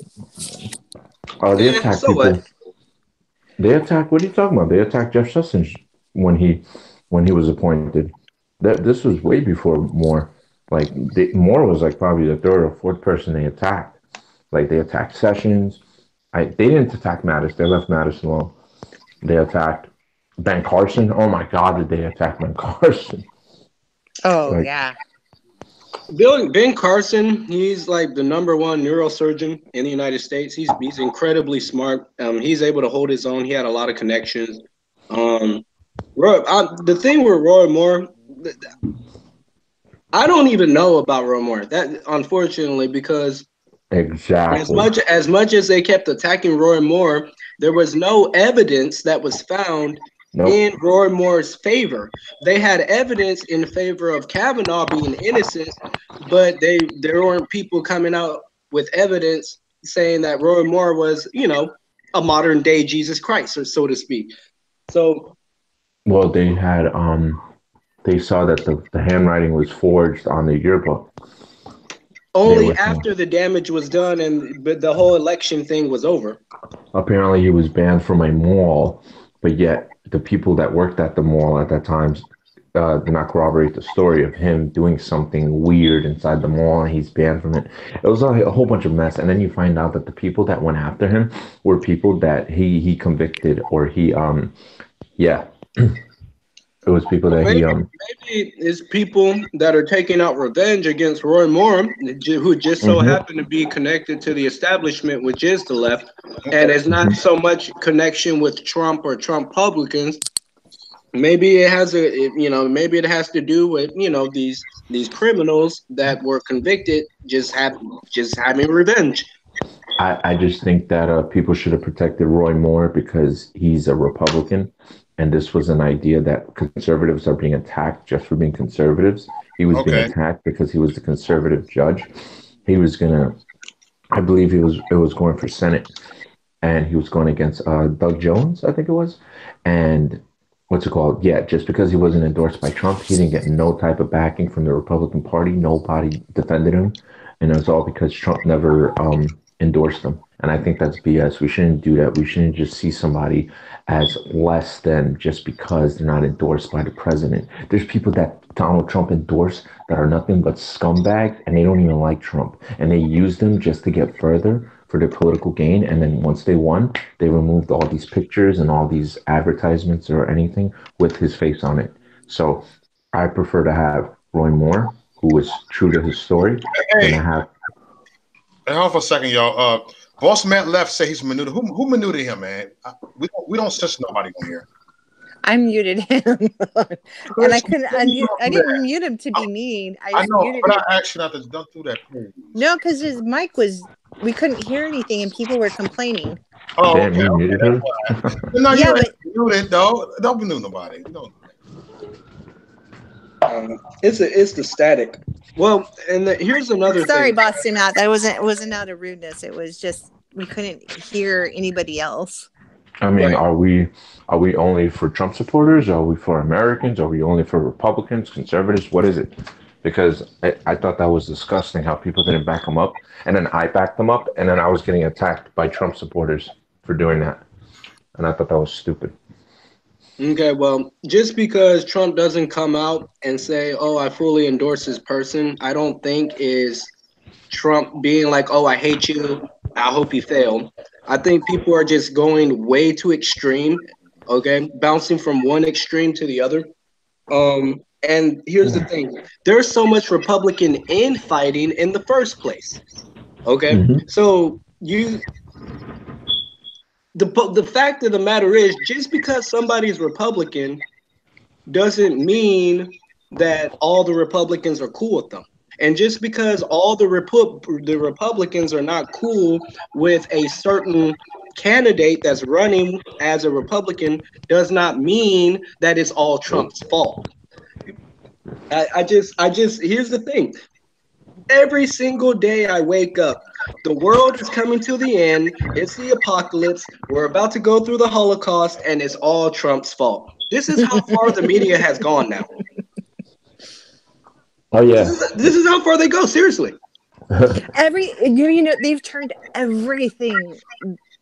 Everything is Trump's fault. Everything, and Yeah. they turned everything The into weather, movement. The the ball weather, drop. Yep, That they was went a. that far. the They were making that a political the movement. It's just weather. Um, the weather's his fault. Natural disasters are his fault. If aliens fucking invaded, excuse my language, sorry, but if aliens came into No, this go ahead. You into good? this planet and started shooting up like nothing but Democrats because they too watch CNN, it would be his fault, you know. And it'd just hey, be like, talking about aliens. What do you guys uh-oh. think about that New York? Blue. Electrical plant going out. I think Men in Black came to New York City and they just, want Do you everybody to think that forget. was kind of like a lashing out from the deep state because Trump's doing what he's doing and that people are going down? I think it No. was. I think it was basically very poor management in the electrical plant, because in an electrical plant, you have to basically be like very clean, very safe, and a million and one things can go wrong. And they were probably breaking certain ordinances, certain policies, and I think something just blew. It basically it blew off. There was just an explosion. Yeah, But Like that this is what same Transformer. happen. This day, is what happens when you break policies and you neglect, um, up maintaining your plant. yeah, but that same night, rolling blackouts for the 911 went out countrywide. Really? Yeah. And that was Huh. not on the news at all. Yeah, that wasn't. But You can Google it and find it. There was I don't 911 blackouts. I'm almost I, in every state. I don't even want to talk about the blue flash. I want to talk about that reporter that ended up dead, who Which nobody one? realized. I There's know, two of them. right? I know, right? The one that was like, oh, there was one that was investigating Soros, and then there was one that was investigating Struck, and Uh, the one that was investigating Struck, apparently she was like ill, but nobody knew. I don't she believe that was though. 26 years old, healthy, and she died of the swine flu. Sounds like a Oh, Seth Rich. Yeah, totally. wait, wait, she died by a what? They're saying the swine flu. Really? Yeah. Isn't that something that was like spreading near Obama's presidency? I remember Uh-huh. that. My son had it, and I think he was in junior high. I think I had it too, and they gave me the vaccination for it, and then like my feet got cold and I started sweating. Never Yeah. doing that again. That stuff messes with you. But yeah, so she ended up dead, and then everybody was saying, "Oh, there's nothing connected to it, she was just sick." And then my buddy, he's like searching and searching and searching, and finally he found somebody who posted an article about it, and she was investigating Struck, and something happened, and yeah, she ended up dead. And what pisses me off is you got people on CNN saying, "Oh my God, Trump's Trump's hateful rhetoric is the reason why journalists are in danger." And I'm like, "You idiot! Don't you know what's happening to journalists who try to blow whistles?" Like, and it's just like it's nonsense, honestly. Like I watch CNN just so that I can expect whatever is being said on CNN is going to be said by people that I go to speak to at protests, because I like to go to the protest. That's one of my favorite things. Like I It's can go to it's I just can go class. to Go ahead. huh? I was What just happened? saying, it's classic gaslighting, it's classic projection. That while they're the ones that spewing all this hatred, while they're this ones, calling Trump evil and Hitler and all that, they're the ones that are trying to incite the violence. I'm gonna say it again, by any means necessary, trying to stoke up everybody's um, fear and emotion and hatred through demagoguery. But yet, and still, they're saying that Trump's doing it. I don't. I have not seen Trump go out here and say attack this journalist and kill this journalist and chop off their No, arms. Or I haven't seen Trump go that far, but I've no. seen CNN go so far. Yeah. Don Lemon said, I think on New Year's, he goes, "I'm not even a political reporter. I've been reporting on politics for 2 years in a row. This is not even my job. I just do it because the American people have to know." And I'm just like, "You're such a little." Oh my God, he's so cocked. Like he's like I grew up in a black neighborhood and I've never met a black cock. And this guy is a black cock. Like they're mostly just like black homosexuals, like they're always so cucky. Like they have female tendencies, and it's so disgusting because it's like I can't picture any black guy I grew up with admitting he's gay, because we just grew up in a different type of environment where yeah, you don't admit that. You keep that stuff quiet. You do it behind closed doors, and it doesn't even matter because because it's like you won't know I like women until you see me kissing one or holding one or talking to one, you know?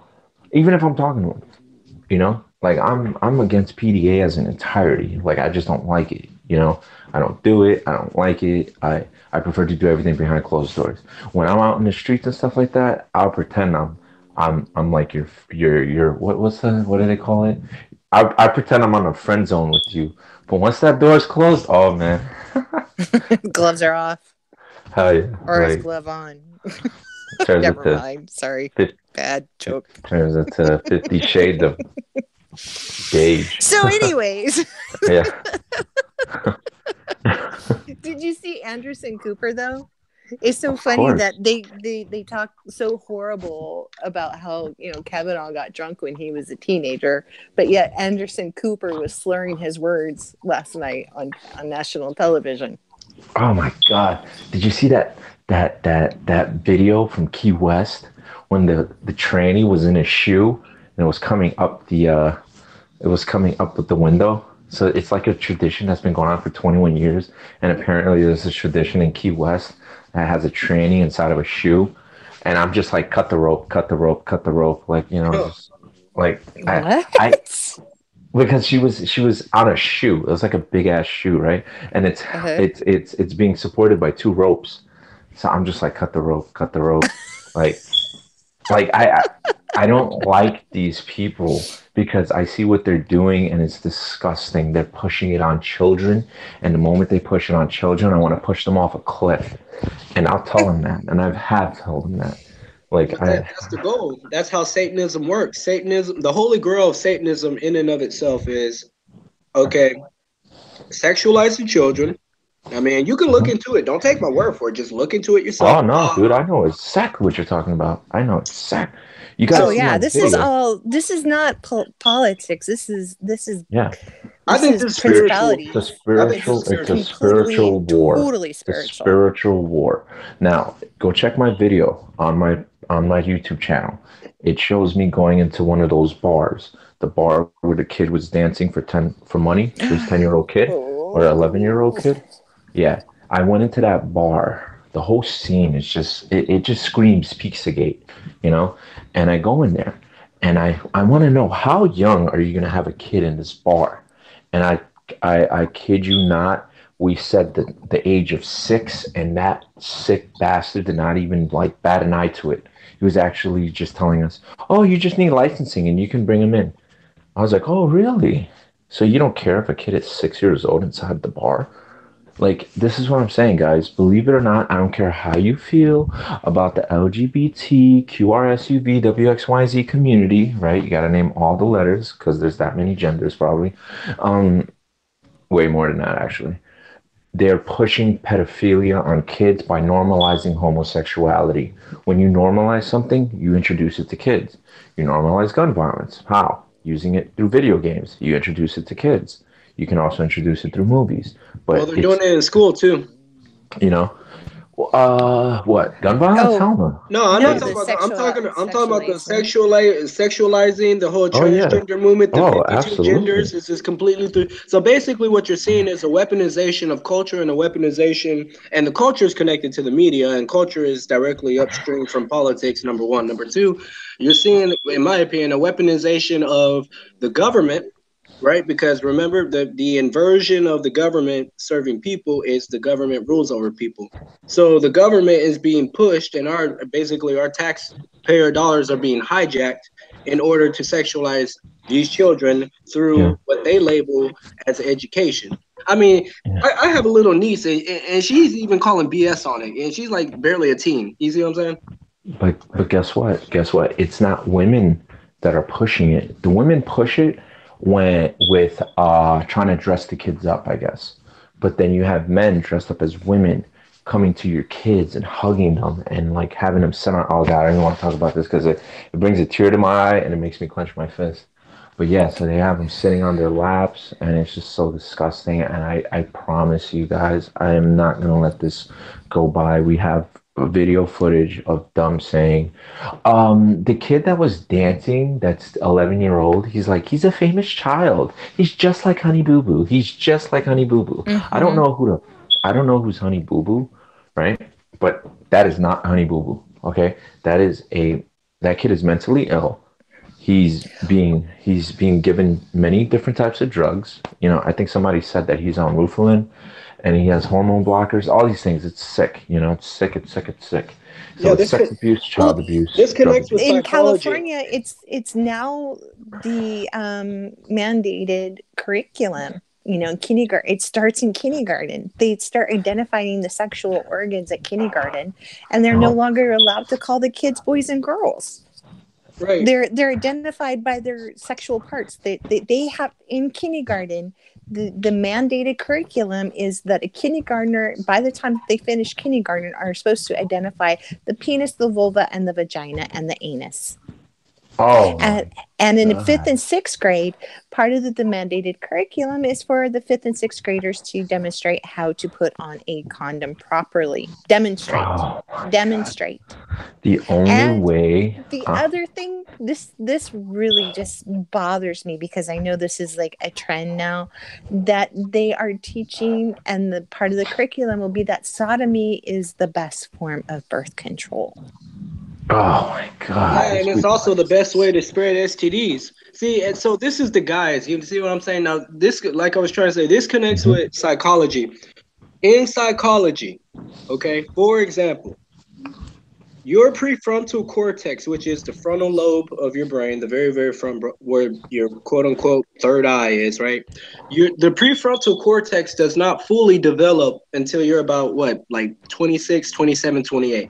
So just to break it down, make it extremely simple, you don't fully have the critical thinking skills and problem Um, solving skills until yeah. you get to that age. So you have a predisposition into being deceived because you're being pushed by belief and not by critical thinking skills to figure out, is this true or is this not true? Exactly. It's like they don't have the mental capacity at 6 years old to even comprehend what is Well, going on, like and this chemical imbalance.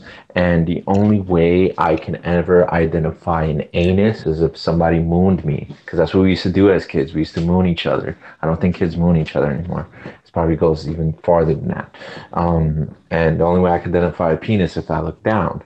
The only way I can identify a vagina would be years later, like what the So you hell? have to be Like, well, taught. That's what you're saying. and You this is the you have other to be part of taught. the problem that they're teaching, and because I was at this conference, and this coalition in California who are trying to fight this curriculum, she was reading word for word what it stated in the standardized curriculum for the certain areas, or I mean for the certain ages, that this verbiage basically that they have to reiterate and enforce is that when they talk about gender identity and all that kind of stuff, they refer to the parents as they. Like, well, sometimes they will not say certain things, like, oh, so basically demonizing the parents, yeah, and saying that the parents are not safe, that they don't know what they're talking about, and this is what is normal and this is what is right. yeah. It's like that whole Latin X thing. Oh my God, that thing gives me a headache. Like when they, I can't believe they actually use that. Like, and they do it all the time. Like when I go to these protests, guys, I'm telling you, if you want to educate yourself more on politics, go to protest. You will hear the most nonsense, but you'll also learn something because they are educated in misinformation. And what you do is you just go back and research it, and then you actually know exactly how to hit them hard with facts, and it scares them. Like there's videos of me like just putting people frozen because they couldn't even respond to my Oh, question. yeah. They lack they lack logic. They lack logic to possibly the fullest extent. But I'll tell you one thing though, they're very knowledgeable. They might not have logic, they might not have that common sense, but they're very knowledgeable. They'll explain to you what a gender is and how it's different from the sex. The gender and the sex are two different things. One is an identity, the other one is biological. Oh my God, I can't. I hate saying it like this because that's how they talk. Biological status. One is an identity. Hey, So hey, when hold you, on. I'm finna snap the fuck off right now. Oh, See, that's what I'm talking about. Boston, I'm gonna say this. I'm gonna say this to anybody because myself, I'm trying to be a civil person, right? I'm a person. If you got something to say, we can talk it out because I ain't got time to go for back and forth this high school shit no more. I got other shit going on in my fucking life right now. My son, my kids just lost their grandfather. I'm trying to be there for them. I got time for all these freaking YouTube fucking drama right now. I really fucking don't. You know, we got so much shit going on in this fucking lifetime right now, and we worry about drama. Who ain't letting nobody talk? Who ain't doing it? Fuck that. You know what I'm saying? I call every fucking body out. I don't give a fuck. I love everybody, but I'm tired. I'm tired of this stuff. But it's always this fucking high school shit going on right here, and we got other stuff going on right here. No, I ain't dissing nobody, but I'm telling the fucking truth how I fucking feel. Everybody stop acting the fuck up right now. I'm fucking tired, yo. Oh. Let me bring in that drama. I'm tired of this stuff. I No, don't think people know. Who's bringing it? Getting to me right now. No, I'm just tired because it's always some stuff. I get cool with everybody, and then you get in the chat room. People want to play people's feelings against each other because you're cool with the person. You share stuff with it. Fuck that. Yeah, I don't like the. I feel you, bro. 100%. I don't. I'm just tired of bullshit because I got a text. I'm tired of bullshit. I'm not taking no fucking sides. No, I don't like when I talk to somebody in a private message and they screenshot my conversation. I hate that. That is disgusting. That is coward. Like, you can't have a conversation with me and that person, but no, you want to screenshot my private messages with you. You know what I do when I screenshot private messages? I blur out people's names and I post it in public and saying, look, somebody got triggered, but I'm not going to give out their names or anything so people can go after them and start cursing at them too. Because there's people that say ridiculous things, but I don't put their names out there like that. I'm so pissed off because when I first came to Picture, I was cool with everybody. And then as soon as I ain't take no fucking sides, I'm a fucking fraud. Fuck that. I'm tired of this bullshit. Oh yeah, that happens. I'm tired of it. Mo, you're preaching to the choir, man. Like, remember what happened with me? Like, I'm just tired. I said, I'm starting to leave. I'm gonna be cool with everybody. That's what I said, and that's wrong. What I'm fucking doing. Fuck that. I'll be cool with people that want to be cool. You know, people that want to be hot-headed and think that they have everything under control. I let them be, you know, but just don't step on my toes. That's all. You step on my toes, then I'm gonna shoot your foot off. You know, that's just the way. I'm I sorry, take it Mo, if I caused that. No, that shit pissed me off because I sat there. I get, you know what I'm saying? I'm not trying to choose no sides. It's like, nobody caused nothing. People that just to chill out and talk like grown fucking people. Yeah. So if it's a problem between me and Boston, I'm sorry. I muted you for a second, and I meant to tell you I muted you. Talk like some real people. Say it to you. Don't come to me. I'm tired of this shit. I'm talking to Boston. I know, but I'm tired. You don't know I'm tired of this freaking drama. I left Facebook because of it. I'm on fucking YouTube. How do you think I feel? Like I have no idea what the hell's going on. No, you don't know, bro. I'm glad you don't know because you way on the outside. It's you got people that we've been doing these videos every other day, every weekend. Now all of a sudden, people clashing. Like, I'm tired. Man. Look, I don't care. If you was in it, I'll snap on you too. I don't care. I call everybody out. I'm tired of it. Yeah. What's it called? I just found it's just the enemy just busy. That's all. The devil's busy. Yeah. That's what it is. The devil, like, there's so much division. Like, Bob comes on here and he's spreading his hate and all that kind of stuff. You know what? That stuff's not cool. You got, Simply Amazing. You're joking around, but sometimes it goes too far. We've got to love each other. And if I've ever offended anybody, it's not been on purpose. Boston, if you're listening, I'm sorry for muting you. It had to do with your mic. That was it. And I meant to tell you. I'm getting a text from her. Look at this. I'm tired of this stuff. I'm tired. Well, sorry, the thing is, when you, I can't. Drama, but I'm tired. I can't apologize for offending people. I mean, maybe they should apologize for not being tolerant enough, because I've heard it all. I'm talking about, I've heard disgusting, horrible things about me, my family, my friends, people I just met. And, I got banned and everything. And it's been a year since I've had Twitter. It's about to be a year in like a few days. I'm so pissed about it. But honestly, I'm not going to apologize if I say something and you don't like it. You should apologize to me for not being tolerant enough to take it, because I've heard it all. You know, there's not. I always tell people like, come on, anything that you had to talk about, you could talk about with me. See, that's the thing. I can talk to almost anybody about anything, and I've heard many disgusting things, many things that just left me baffled. But at the same time, I'm not gonna apologize for anything I say. I don't ever have to apologize. You should apologize if you're not tolerant enough. That's how Yeah, but I feel about that. I'm so tired of being in the middle of shit. That shit been going since Facebook. Now I'm a fucking you. It's like, no, fuck this. I'm out of this shit. And I'm sorry, Froze, that you had to come here some drama, man. My bad, Prometheus. No, it's all good, man. Look, check it out. I've been caught in the middle of a whole bunch of drama myself, man. But I mean, I just honestly just say, look, I'm so numb to it now. Just me personally. I mean, you can literally shoot me, and I'll just be like, okay, whatever. Because I'm just so numb to it, So like, when it's all said and done, and I hope y'all could do the same, man. But you can't be letting shit get under your skin because that's what they want. But I'm trying to be cool with both sides. I'm kind of like this. It's like it kind of get frustrating, bro. Because I try. Look, I learned from the past. Even like a couple of years, I was on Facebook Live doing it. I ain't touch certain people, and guess what? I fell out with a lot of people because I don't take sides. I could be silent and still, like, eventually they get pissed at me. Eventually, I'm just like, damn, is this shit repeating over here? Damn it. I'm frustrated right now.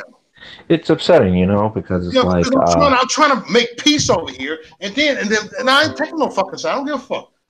No, but it's upsetting because it's like I never wanted to join. I never wanted to be a leftist or one of those PC people because that's something I was always fighting against. Even while Obama was president, I was always talking how bad Obama was. I used to do stand-up and I used to make fun of him all the time. I used to call his husband a man, and all of that. I did a joke. What was it? I even imitated him. I used to go, "My wife's the total package. Too bad it's all in the front." So it's like that was my jokes towards Obama way before any of this stuff with Trump happened, right? But I was attacked. I was attacked on stage by the people that hosted the show. They used to tell me, "You can't say that," and I was like, I was really raw. I was like, SMD. I say what I want. It's my time, my moment. Don't interrupt. And then I wound up making fun of the host, the guy that put me on stage. I wound up making fun of him because it's like you're not gonna tell me what I can and cannot say once I get on the stage, especially if it's an open mic. But you know what? I've dealt with it. I've dealt with it for many years. A lot of people are saying, "Oh my God, they're calling me a Nazi." I've been called a Nazi since Obama was first president in like 2008, maybe even before that, because it was my ideas that were very controversial and very questionable, unpopular, and that's what made it seem like I was a radical. So if we're gonna have ideas like that, beautiful. That's why I said Boston Matt. That's why I told him, "Yo, say what you gotta say, because I want to hear it. I want to hear why you think Trump was selected and not elected." I love hearing stuff like this because it helps me, research it even more. Right. Like right. there's so many man, different. That's my boy. We live in the same city. We about to hit. That's my boy. But I call everybody out on some bullshit. Shit. Oh, dude, I'm calling out big names. I'm calling out Turning Point. I'm calling out Walkaway. I'm calling out all these conservative movements everybody's falling in love with because you know why? They're not really doing anything. Like I really break it down and I'm like, okay, Turning Point's a great movement, but guess what? You got 14-year-olds doing cocaine in one of their events. What the hell is that about? Well, I think a lot of this stuff too is it's all flat. It's all show for distraction. Because we want to be rock stars in the Trump movement. So Turning Point's one of those movements that's like rock star type of stuff. So they want to drink, they want to get high, they want to have sex and everything. That's fine, do that. But you're bringing kids to it. You have kids that are 14 years old. That kid, Kyle Klushlev, that kid looks like he's on drugs. Like he doesn't look like he gets enough sleep, and nobody's talking about that. And then you have this new movement or this movement Blexit, and then Blexit's being promoted by people that aren't even black. I want people that are black to promote Blexit. If you're really going to push identity politics, then push it all the way. Hey, I'm going to tell you about this. I had a group called Blacks for Trump, right? Okay. And it The was guy. only I had about 5,000 people join, right? And only 100 blacks in the group. I mean, it is. I ran that group. I ran that group. I Yeah, ended up but changing. I ended Mo, up changing the name of the group. Mo, you're supposed to run it though. Like if you're gonna do a movement called Blexit No, and but you're I so ran it, but focused, it was still kind of like. yeah, of course, exactly. You ran it, so it didn't matter if there was 5,000 people there and only 100 were black. It doesn't Hey, matter. do you think black folks own Black Lives Matter? Huh? No, of course not. I don't even think blacks own BET. I could be wrong about that though. Yeah, But yeah. I hate to tell you, but you're actually wrong about that. Because when President Trump passed his prison reform bill, the actual owner of BET came out and said thank you to or there was two bills he passed. One of them was authored by Ben Carson, and it was urban revitalization, and basically it's $800 billion being invested in the urban community, which a lot of the black communities at, and also the rural community where the farmers are at, so that they could have a better chance to get jobs. And then the other one that was passed this year, or I'm sorry, last year, was the prison reform bill. And so, but in one of those, the BET owner, who yeah, just so happens to be a black man, came out to is he a say, partial owner or is he does he own everything? Is I he a think he, partial owner? I think he's like, I'm not sure if he's the partial owner. I know he founded it. I know he's the founder of BET, so it all started with him. Oh, okay. Because I think MTV is Disney, right? So I think BET might also be Disney. I could be wrong about that though. Um, but yeah, so you have all these movements, right, that are pushing for identity politics, yet they're not going all the way. If you're going to do a Brexit movement, then go all the way. Bring out the black conservatives. Why isn't Larry Elder speaking? Why isn't Ben Carson speaking? You can get Donald Trump Jr. to your event, then why can't you get these guys to your event? And it's just like, I just don't like that. Don't play identity politics or I, play I it was fully. Yep, yep, Well, yep. I was there at the Turning Point USA thing, and Ben Carlson was there, and Larry Elder was there. They actually both gave speeches, No, and no, no, no, no, no, no, no. I'm not talking about that. I'm talking about Brexit. Brexit, I think, oh branched off of Turning Point, right? So yeah, that I came out first of of all, nowhere. That was Candace Owens. I remember that. I think it's stupid in a sense that we're here celebrating Brexit because it's the British people exiting from the EU, and I think that's a beautiful thing.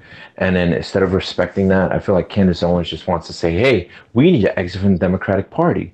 First of all, you're not really in the Democratic Party. You're only voting Democrat, honestly, because you feel like the Republicans haven't really given you much. 90% of blacks are voting Democrat, right? Not because they're liberal, not because they want to push those agendas, is because they feel like nobody's really reaching out to them in the Republican side. So when you have your chance to do it, you want to bring these big names, but they're not black.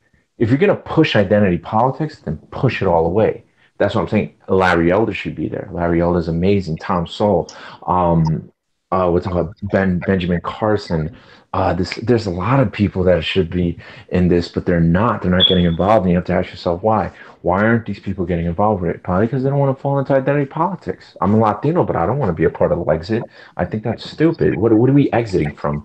Like, I just don't understand what's with all these movements of running away, walking away, exiting, leaving. Why don't we just have movements where we're entering, breaking down, Well, I like think that just just continues that division, that tribal effect, oh, because absolutely, when you continue that tribal effect, you're gonna it just keeps the division going, and yeah. I mean, look at us. I mean, we're extremely diverse group talking here, but I don't feel singled out because I'm a woman or because I'm white. Hey, I feel like we agree on the majority of things, at the root of things. I think we're all Christians. We all have our different ideas of, what politics are and what they should be, but we still are united because we yeah. want what is right. But that's the thing, like diversity and this whole idea of multiculturalism is a fallacy of unity. And the reason why I say that is because you probably think we're a diverse group all because we're different, backgrounds and skin color. You know, me, if you were in a room, Christy, with 5 or 6 other white women, there's still diversity there. You know, just Oh like yeah. if just like if Mo was in a room with like 20 other guys with dreadlocks, there's still diversity there. You know, and it's like me too. Like I just don't do that. I don't ever see diversity as, oh, we're all different. I hear it all the time when we go to Trump events. They're like saying, look at the diversity in this room. And I'm just looking around and I'm like, where is it? I don't hear anybody ever saying they disagree or they have an idea that nobody else agrees with. That's the true diversity, is when you don't agree with everybody in the room, when you have your own ideas, when your ideas might be, you might be even ostracized, because that's what true diversity is actually having your own ideas, being your own individual. And it has nothing to do with skin color. Like I went to what rally was it? You guys know about Unite the Right, right? Yeah. Okay, so I spoke at Unite the Right Part Two. This thing was being, everybody was telling me, don't go there, it's a white nationalist rally, they're gonna kill you, or something, something, something, or you're gonna make all the Trump supporters look bad. And I was like, but there's a lot of Trump supporters that do that themselves. I don't need to make you look bad. If I make you look bad, then I must have some type of power, huh? So I go to the event and I speak, and that's exactly what I said. I said this whole event could have nothing but white speakers, and I wouldn't even care. And even the organizer of the event was trying to tell me that he needs more non-whites to speak. And I'm like, I'm not going to be your token. I'm not going to be your virtue signal. I'm going to speak, and that's it. Don't ever tell me to do that. That's what pisses me off, when people do that, when they're saying, "Oh, you're a Latino. Yeah, we need more Latino votes in the Republican Party." Well, you're not going to Yeah. get it from me. You're going to get Americans to vote for the right person to run this country, or help their state. Well, It's this not is going to where be. this is where I'm gonna have to just, I guess, respectfully disagree. And then this is kind of going back to my ancestry on my mom and my dad's side. Um, and on my dad's side, going all the ways back to slave days. I mean, we really care about our history. So I agree with you, like, somewhat with what you're saying, but we also got to like be honest with ourselves.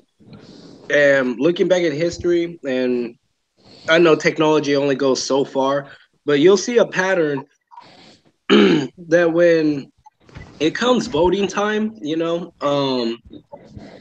the you could call it the left, the Democrats, whatever, they always, always, always keep pushing this racism and this identity politics. And I think most of the blame does go on the Democrats. Like, okay, you know, Margaret Zanger, Democrat, she was like a priestess for the KKK. So she wasn't just an attendee; she was a priestess. Like Really? she was like teaching, sermons or whatever for the KKK. Democrat. Margaret Zanger called black people weeds that needed to be exterminated. Okay, Democrat. Hillary Clinton, obviously Democrat. Black men, we're dogs. We need to be brought to heel.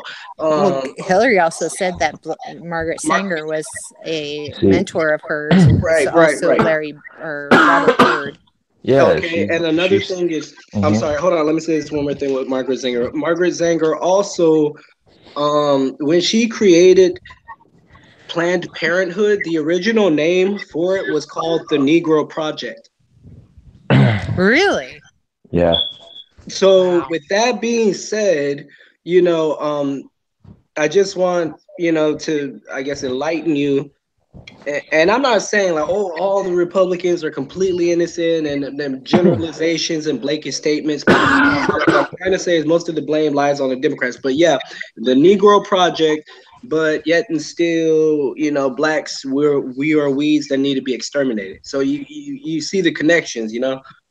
yeah, but you also have to understand that, how we have Democrats, Republicans that are voting Democrat now, and you have Democrats that are voting Republican now. Well, guess what? That happened during that time when they show the picture of the KKK convention and they have everybody in hoods.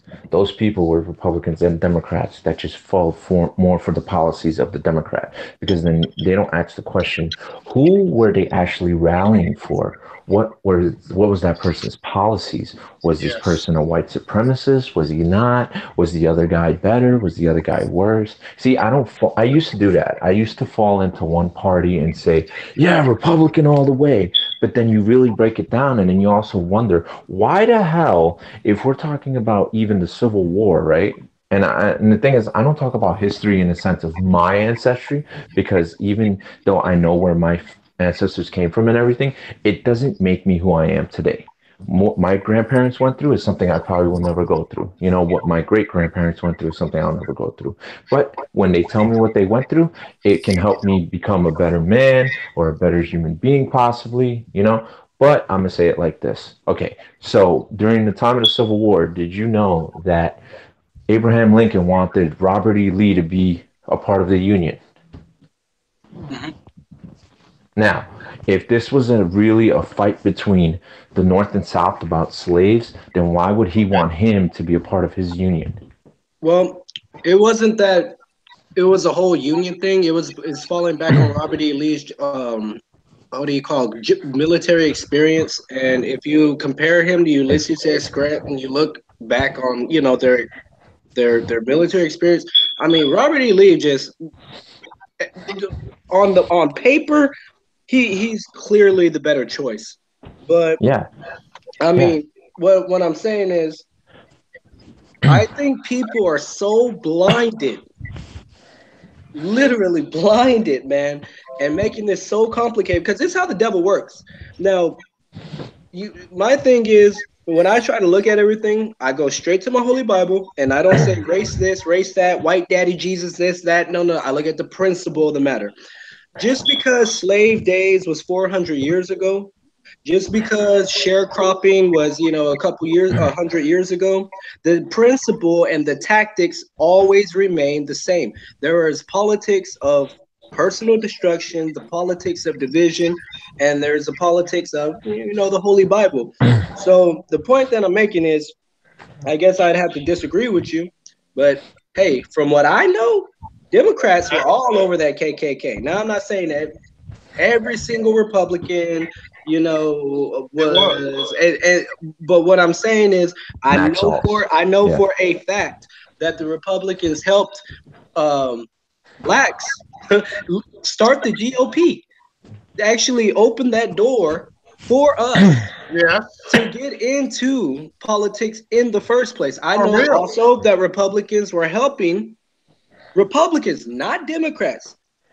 Republicans were helping us make those amendments to that Constitution that gave us rights in the first place. So Well, if you really that's all I think know. about it, if you the Constitution was revitalized because the first Constitution, the original document, was for white Americans, and that's why they changed. I think the pursuit of property to the pursuit of happiness, and what's it called? They the word property translated to slave owners, like people that own slaves.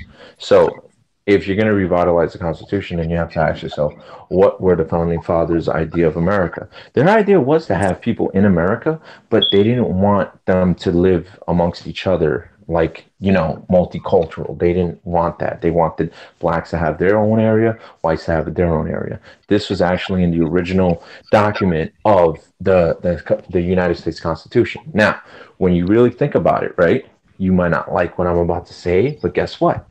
The black community was the strongest before the civil rights movement. The Well, black I mean, if you community. want to go back into slavery, I mean, there's been slavery of every No, no, type no, of no, no. I'm not race. saying that. I'm not saying that. I'm saying during the time after slavery, right? And they were trying to find a way how to, like, bring blacks and whites together. Regardless of that, it actually made the black community worse. because right now what you see going on in the black community is the aftermath of the civil rights movement.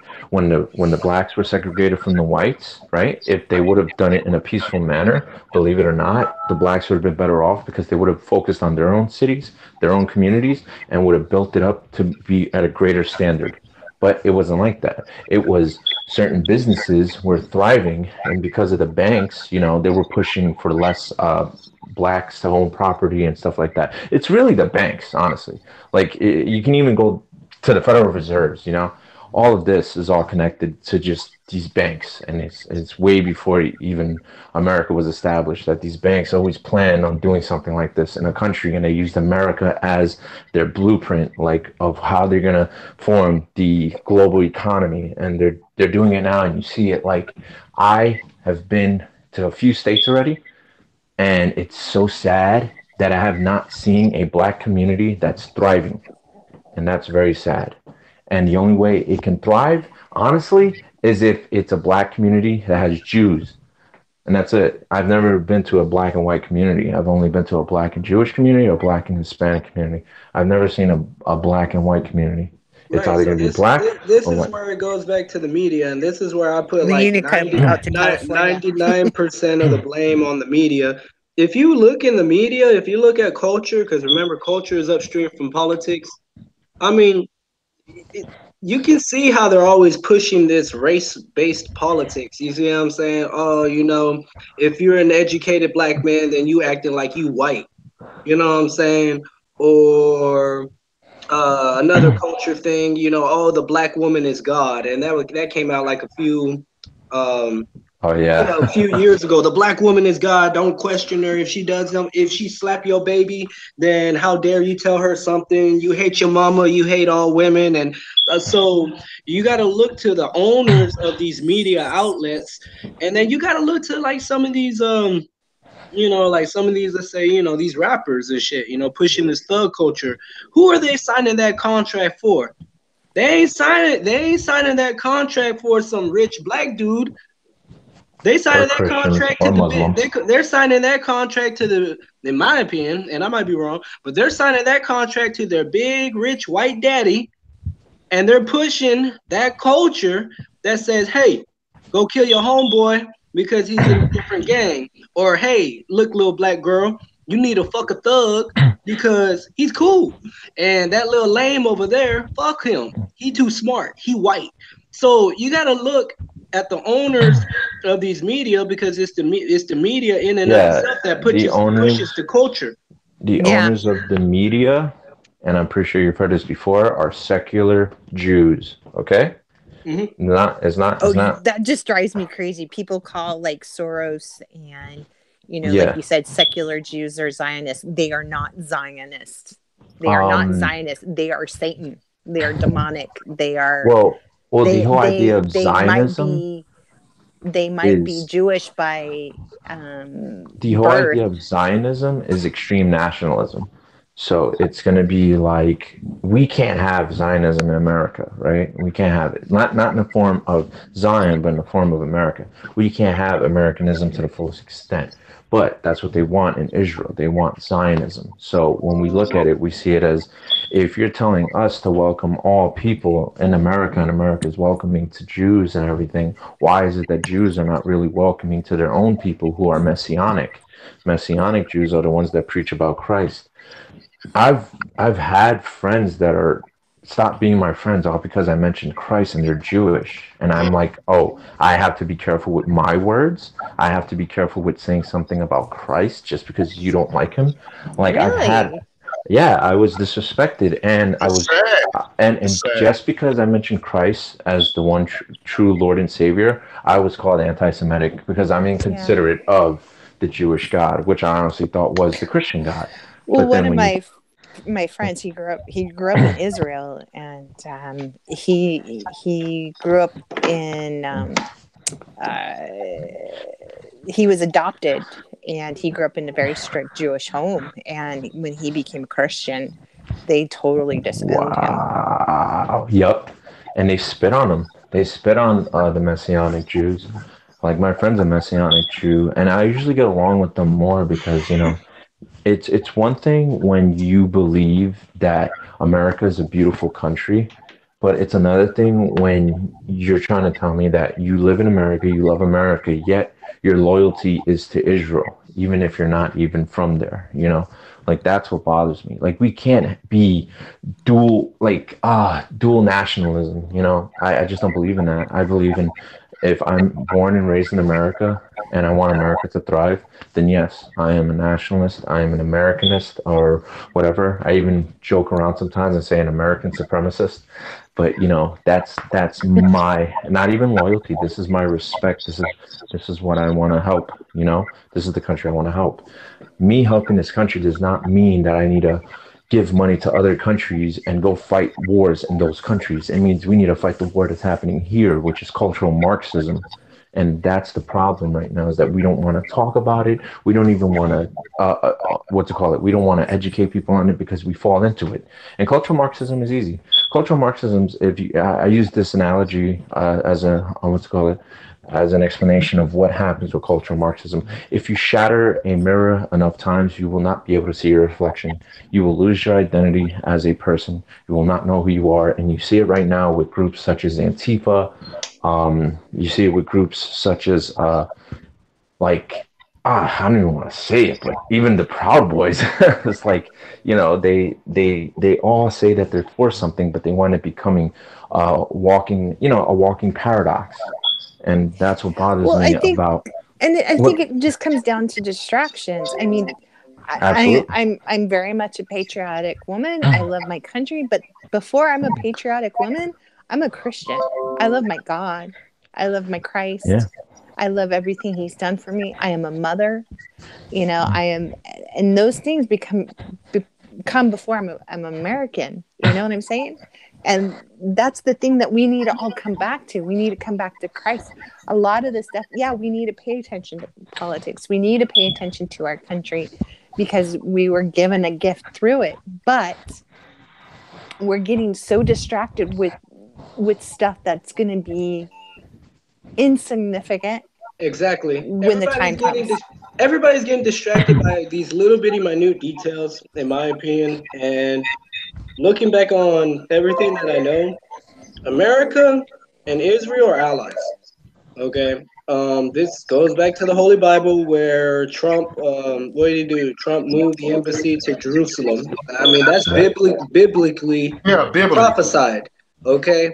Yeah. So people, this is how the devil works. It's a form of fragmentation, kind of like how you were saying with your broken mirror analogy. It's a form of fragmentation to basically get us distracted into all the smallest minute little details. But on top of all that, I will say that I understand what you mean, that yes, there may be a faction of Jews that don't exactly align with American interests, but in my personal opinion, I think that Israel is allies with America. That kind of goes back to the to how Israel started in the first place. Number one, and then like I said, number two is what Trump did, which was biblically prophesied. So we are a Judeo-Christian nation. Oh Yeah, yeah, for but you do sure. understand when we say Judeo-Christian in the Constitution, it never mentions Jesus. Never does. It says God, but also in the sense that God was also seen as a supernatural being. It wasn't seen as the Christian God because there was, I think, Thomas Jefferson and a few of them were deists, Freemasons, and Christians all together. So they didn't want to have just one God. So what they call it is Gautu, which is Grand Architect of the Universe. That's what they believe. But they would never call it the Christian God. They would say God, but they wouldn't mean the Christian God. The There's a reason. well, here look, I got some family tied into Freemasonry, and I don't agree on what like 100% of the entire aspect, but the fact of the matter is there are good masons, there are bad masons. Just because you're a mason does not mean that you're automatically good or bad. That could go with other groups, Yeah. as well. But Yeah. um when they say, my understanding is when they say grand architect of the universe, it's like it's kind of like what's the I don't know the right way to say it, but it's like a secular way of saying that there is only one true God. And the Holy Bible basically says there is only one true God. Yeah. Well, isn't like this the higher Masons are considered the Illuminati? No, 33rd not at degree. all. No, Not at all. yeah. The higher Masons not. No, I know a lot of The Masons. Illuminati is completely different. That I think the Illuminati was formed in the 1600s. I think it's somewhere around 1640, 1650 or whatever. They are the ones that were pushing this whole World Bank system thing that you're talking about, the Illuminati and all that, the It's system of globalist control. agenda. Yeah, that system of control. So no, the Masons are not directly connected to the Illuminati. Those are different. Okay. But But you know, it's like on our our currency says one God we trust. You know, that's not referring to our God. It's no, referring to their God. Well, it's that because it it's on basically currency. means It's on well, currency. Which I is don't by think the Federal Reserve, which isn't us. exactly. well, unfortunately, Oh, I'd have to somebody disagree. knows. I'd have to disagree somewhat because when money was first founded, when they created this currency, it was backed by gold. That was how it was entirely started. Okay. And then the Federal Reserve took away that fact in history and it The took gold standard. away the gold backing Yeah. of the American dollar. But Yeah. the whole thing that you see with the pyramid, e pluribus unum, that means all together one. So that's an esoteric way of saying that is we come together as one consciousness. One consonants, okay. New World Order. But the Federal Reserves actually what it did was it got America out of a debt, and we were no longer protected by a constitution, but we actually became a corporation. So that's why we're not really protected by it. That people call this a constitutional republic, yet you can see that our constitution is not fully protected. You, it's like the Ten Commandments. If you break one, you break them all. If you're protecting one part of the constitution, you have to protect it all, but it's not being protected. And that way they move forward with more laws, and they can't really remove a constitution, I mean an amendment, so they add one, and they'll just keep adding them until you realize that you can't protect the Constitution because one part of it contradicts the other. And it's been going on since I think 1924, maybe even before that actually. And it was the Act of 1941, I think it was. I probably got the numbers wrong, the year wrong, but it was to make sure that America is no longer its own country. It's no longer backed by the gold standard, but it actually becomes a corporation, which will always be in debt to the Federal Reserve. So every dollar you spend is actually $2 you're in debt. So yeah. That goes back to the Great Depression, and is what you're talking about. And I think that was like in the early 1900s. It was before that, but when the Great Depression took place, that's when government intervention and the Federal Reserve was created. So they capitalized on the what was happening, and number one. Number two, looking at the Constitution, you can get you a copy, like a little book or anything, but the way that it's currently put together, it doesn't appear that with all the amendments that you see, it does not contradict with one of another. And one more thing I want to say is I disagree with if you break one commandment, you break them all, because if you look into your Holy Bible, God, God loves you, God gives you grace and all that, but God has different levels of punishment. For example, there is a huge difference between murdering somebody and telling a white lie. Nobody can tell me otherwise. I'm sorry. The moment you hate your brother, you murdered him. It says that in the Bible. Yeah, The moment all you sin show is sin. hate to your brother, you murder him. Now, I what it's saying disagree is because Cain murdered Abel out of jealousy. yeah, and guess what? God still believes in repentance. So believe it or not, I don't even want to say this, but even if you're a sick, twisted, demented pedophile, you can repent and God will bring you to heaven. But understand that repentance is not just, admitting to it, but it's actually just surrendering completely. Yeah. Now I don't mind getting into this because I love talking about it, but I just know that like a lot of people when they hear about Christianity, and sometimes it's that's such an extreme. This is what radical Christianity is. It's actually an extreme form of surrendering yourself to God, and it's like that's as radical as it'll get. Whereas radical Islam is killing for God. Radical Christianity is dying for God. Big difference. But that's something that people on the left don't agree with. And yeah, so if you break one commandment, you've broken them all, because you're capable of committing adultery, murder, just by coveting your neighbor's wife. Or not, no, I forgot what it's called. It's not coveting your neighbor's wife. What is it? Coveting your neighbor? Yeah. Yeah. It's Yeah, coveting. covet. Yeah. Yeah. So it's like if you're capable of one, you're capable of them all. Well, that's But the I thing. say, Human beings, in and of ourselves, we are born into ignorance. We are born into selfishness. We're born into, simple by naivety. nature. Yeah. Yeah, it is human nature in itself, and the Holy Bible, based off of the principles that I've learned, it kind of teaches us morality. That's why those 10 Commandments and many, many, many parables and lessons and stories are there in history. But I mean, I hear everything you have to say, but I guess I like what where I have to Rita disagree is just there's a Rita just wrote. difference. Sorry, I didn't mean to interrupt you. No, Rita just no, wrote. Chrissy, because I can't speak. So, yeah, share that. Do you want to say? Well, I didn't know you were here. I'm here. It's just a lot of talking. So you go on and say it. So it is clear that no one can be made right with God by trying to keep the law. For as Scripture says, it is through faith that a righteous person has a life, and that's in Galatians 3:11. yeah, faith is action, by the way. I mean, so Oh, yeah. yeah, Yeah, I know there's a that. difference. Hope is like something that to believe in. Faith is acting out. So I guess I'd have Faith to is disagree believing. because you're acting Faith is out your also obedience to believing. God. Faith is believing. Faith is also believing in Well, God that He will do. In the Bless me. book of Hebrews, the chapter is 11, where it speaks of how they were led by faith.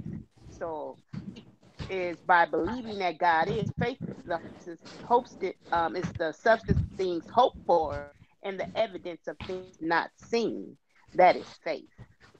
Yeah.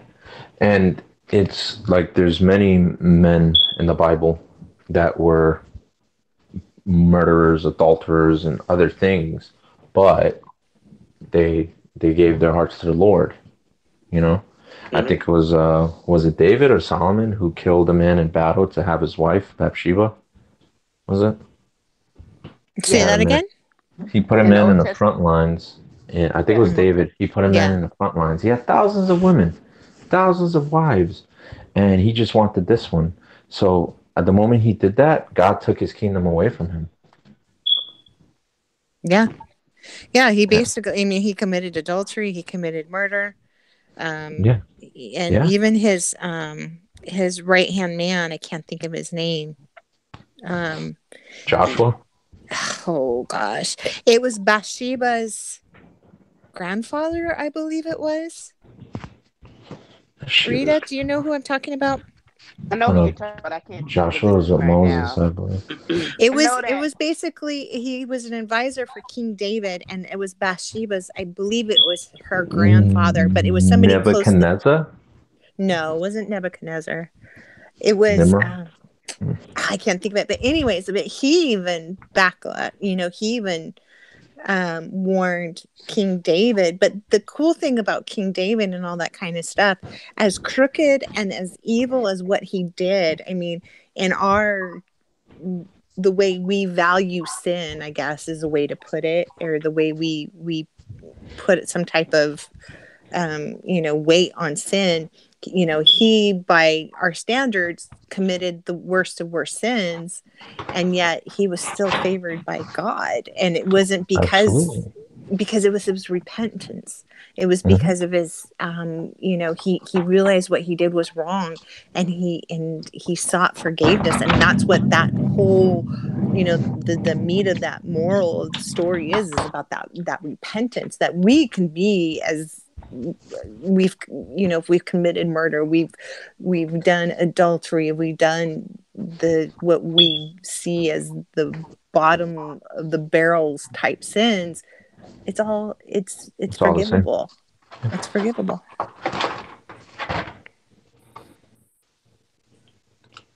Galatians 3:24. Chrissy. Yeah. I noticed that you guys were. I know that you guys were. I kind of jumped in. I don't know where you guys are. Like what your topic is on or anything, but just I'm listening to everyone, and I know that we go from the back and forth to the Old and the New Testament. But for myself, I always let people know as a teacher in the Word of God that we have to understand the new and the old. Because a lot of people compare the old like we still live under that law, and we live under the New Testament. And a lot of people don't emphasize that we're under the new covenant, That's a and fact. that the Old Testament is a schoolmaster. See, and that's what a lot of people of today do not emphasize when they're teaching the word of God. That's why God said in the Bible, in the book of Timothy, that not many of us should become teachers and pastors, because we will be judged more strict than others. And see, we will be held accountable if we're not teaching correctly. So when we're teaching from the Old Testament, we need to let people understand and know that the Old Testament is a schoolmaster. We don't live up under the old schoolmaster anymore. We live up under the New Testament. Right.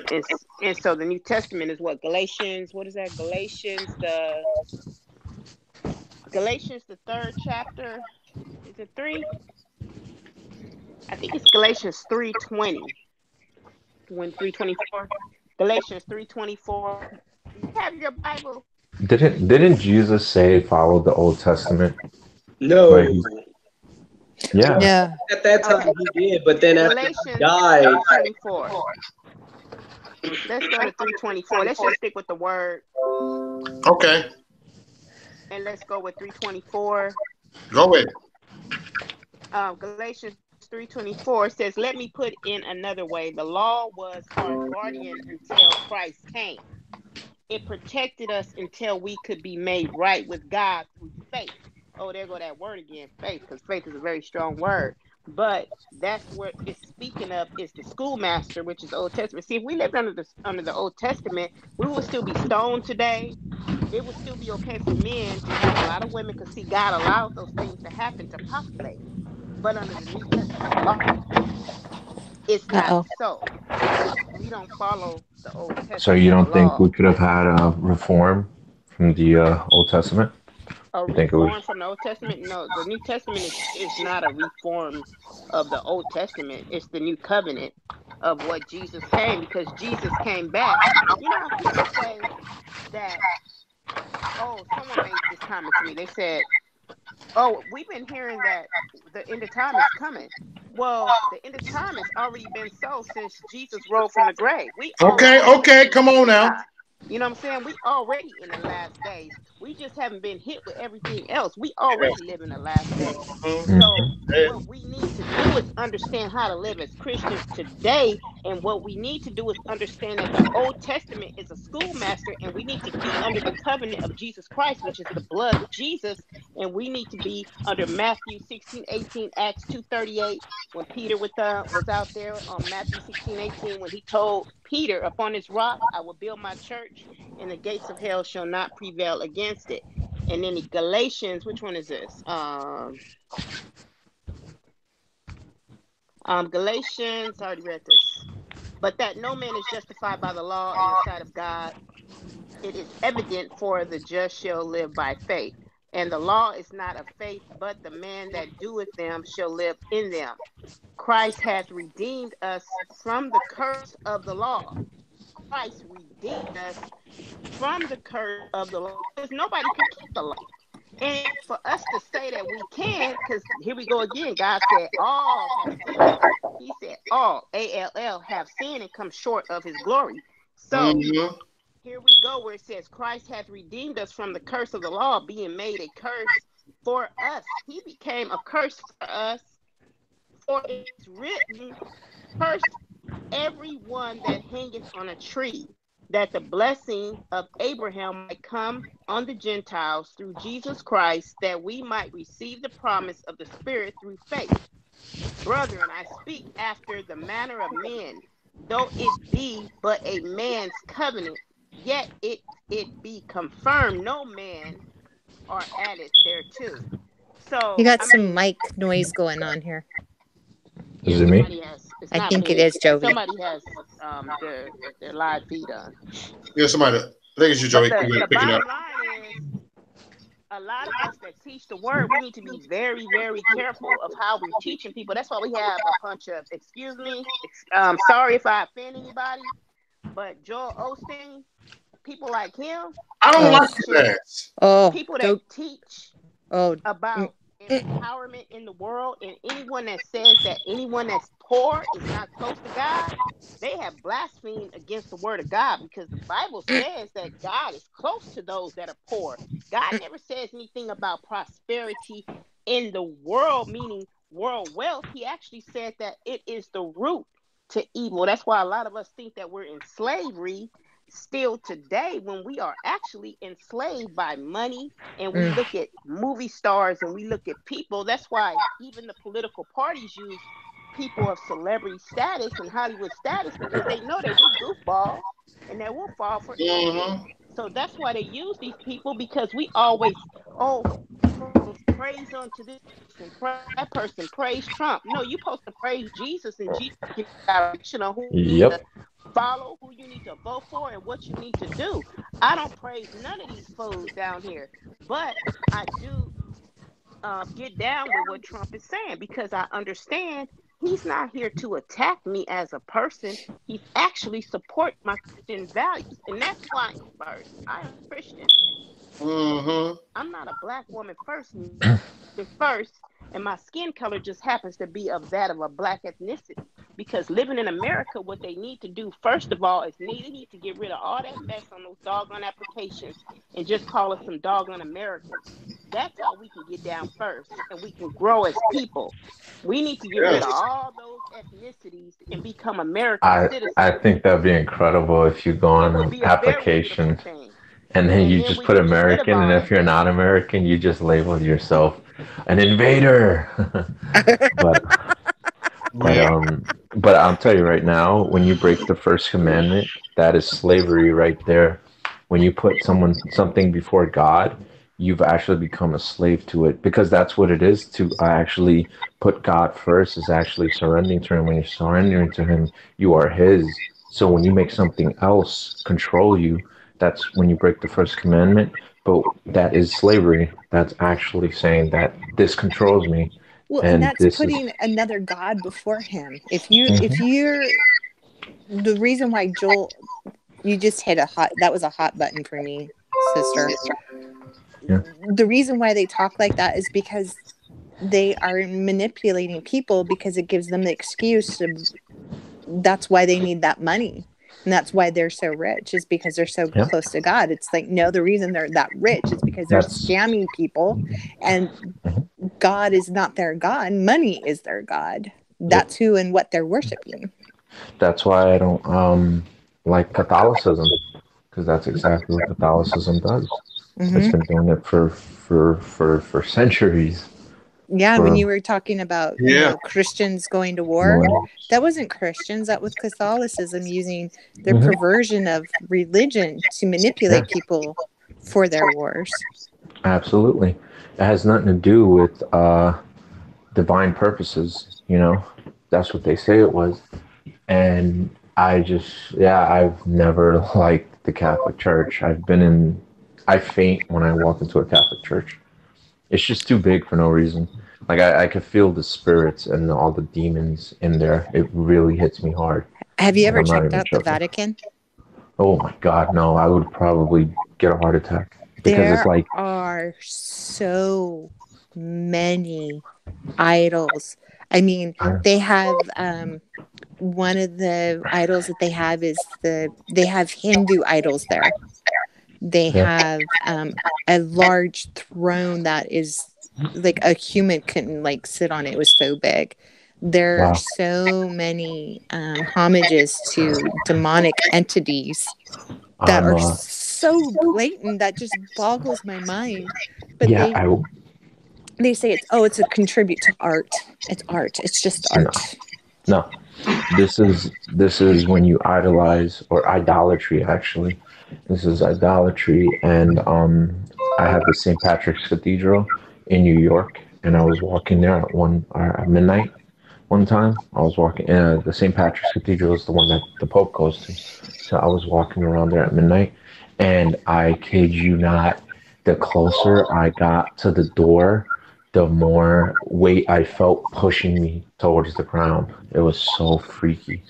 And then like I'm the type of person that like if I hear something is evil, I walk towards it because I'm not afraid of it. Like I really want to see. I really want to see if this is true, you know. And I felt it. I felt this thing push me down when I walked towards the door. And when I put my hand on the door, my legs just started like shaking. It was really weird.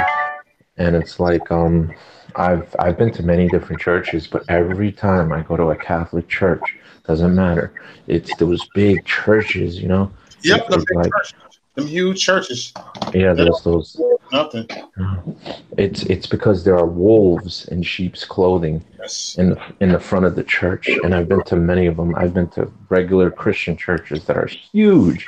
They have like 20 or 30 or 40 I I IMAX screens or whatever the hell you call it. Apple screens, right? They have coffee machines and like stores and gift shops and all this other nonsense. I'm just looking at it like, what the hell is going on here? Like literally, what the hell? This is a part of the hell that we live on Earth. What the hell is this? You know? And it's just like, yeah, you think it's funny, Menace, but I'm being serious here. Like I've been to Yeah. Catholic churches and I can sense because you know what it is? I've been to Christian churches that don't have Jesus Christ crucified. They just have the cross. That's it. We don't need to have Jesus Christ on the crucifixion. We don't need that. We know what he went through and everything. So we just have a cross. But when I go to these Catholic churches, there's like this saint here, Jesus Christ is here, what's it called? It Saint Peter here, all these different statues and stuff, and it's just like I can't do it. Like I'll do it again just so I can show you guys what I'm talking about. Like I probably will go live on YouTube and walk into that church and you'll see how big it is, and it's just wow. And the only time I was able to go into a Catholic church and not pass out is because my grandfather had passed away and he was in there. He was buried there. Not buried there, but we were having a ceremony there. So I guess I had enough people there that I guess don't have demonic spirits with them. But yeah. Did you, Rita? Did you have something? Rita? Oh no, I was Come saying on, how Rita. you. I was saying Oh, how you Jeremiah. read. Come on, blood. Yeah. Yeah. Oh man. Can But you read that scripture for me? Yeah, 31, 31. 31 through 34. What's the other young man name on here? Not Joby, the other young man. Prometheus. Prometheus. Mauritius. Yeah. We don't do a panel with Truth and Talk and Magnificent and Conservative. We don't do a panel together a couple times together, I believe. Oh, okay. I think I had him. I think I spoke to him before. Yeah, he's on my panel. Online. Yeah, we done some things. Yeah. Okay. My bad. No, I think this is because he was agreeing with what I was saying. I think this might be what he wanted. He might know the scripture as well, but Jeremiah 31, because I think Joby was just saying about the laws and stuff like that. So I was trying to bring the scriptures together because I don't like to leave nobody blindsided when I'm teaching anything or anything I say. I like to keep it straight Bible, and I add my insight as well, but I'm straight Bible teaching scripture verses, and I like to keep it straight across the line. But I just wanted that Jeremiah 31. Chrissy, to, because people still, and the Catholics are one for that. Catholics are one for the Old Testament. On top of some of the scriptures are very different than the Bible, just like Jehovah Witnesses, their Bibles are totally different. And the Latter Day Saints, theirs is Oh, the Mormons. yeah, theirs is different as well. They've already blasphemed so against the word. So just Jeremiah 30 through just 34. Yeah, okay. 31 through 34, and then Romans 10, 1 through 4. I just want to add that to the conversation. Okay. So Jeremiah 31 through 34 says, "The days are coming, declares the Lord, when I will make a new covenant with the people of Israel and with the people of Judea. It will not be like the covenant I made with their ancestors when I took them by the hand to lead them out of Egypt, because they broke my covenant, though I was a husband to them, declares the Lord. This is the covenant I will make with the people of Israel after that time, declares the Lord. I will put my law into their minds, and I will write it on their hearts. I will be their God, and they will be my people. No longer will they teach their neighbor or to say to one another, 'Know the Lord,' because they will all know me, for the least of them to be the greatest, declares the Lord. For I will forgive their wickedness, and I will remember their sins no more." So What there it was goes again, where it takes you back to you saw where he said, will have a new covenant." That would be the new covenant, which starts at the book of Matthew to Revelation, and that's the new covenant in Jesus Christ. And then the other one is Romans the 10th chapter, verse 1 through 4. And this will be the end of the law. okay? And I'm sorry if I normally don't like reading from the NIV, but that's what I'm reading from. So No, if you that's guys are fine, because just some wondering, people understand better. Romans 10, 1 through 4. Brothers and sisters, my heart desires and prayer to God for the Israelites is that they may be saved. For I can testify about them that they are zealous for God, but their zeal is not based on knowledge. Since they did not know the righteousness of God and sought to establish their own, they did not submit to God's righteousness. Christ is the culmination of the law, so that there may be righteousness for everyone who believes. Culmination. Sorry about that. I just saw someone named Smokey Schaefer. I just want to address you, Smokey. I know, I wanted to say that too. Yeah, you're entitled to your opinion, is like I like to say it. Opinion with a bunch of O's in front of it. The Catholic denomination, first of all, Catholics is a denominational church, and Christianity is a non-denominational. So Catholics, they came long after 33 AD, when Jesus Christ actually started his church. Hey, And what a name calling Smokey? Come on now. You said about some morons spreading lies. Confusing, man. hey, he's If, entitled if to you his. disagree with us, that's fine. I don't care. Yeah, Why that's the fine by moron? me. That's your opinion, because Why that's the all it moron? is.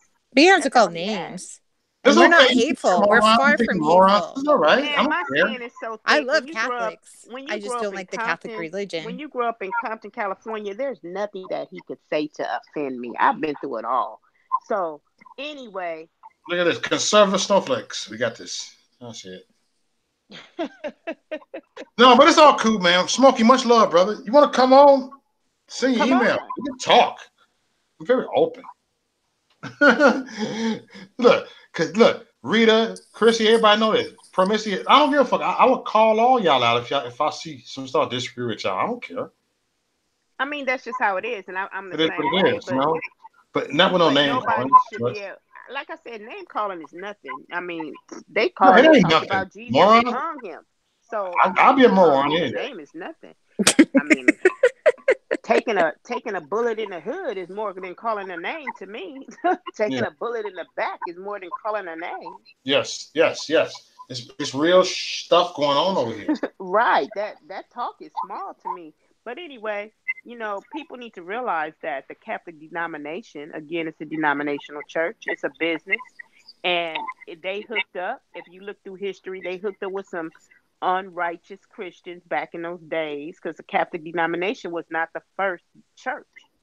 And again, it's a denominational church. The Christian church is a non-denominational church. And a lot of these people that's going to these big mega churches thinking that they're going to go to heaven because they are with people like Joel Osteen. People say, "Oh, don't talk about the pastors." Well, some of these pastors are not Right. Christian pastors. Hey, They Pro, are. Pro. Can I say something real quick, y'all? All right, Yeah, bro. I've been listening for a minute. All right. So here's the thing. I have to disagree with you with Joel Osteen.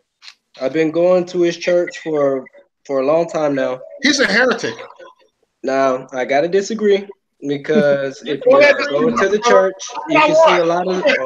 Hold on, slow down. Brother, go do it. Hey, I gotta tell you. We can disagree. Come on. I love it. Give him his But chance.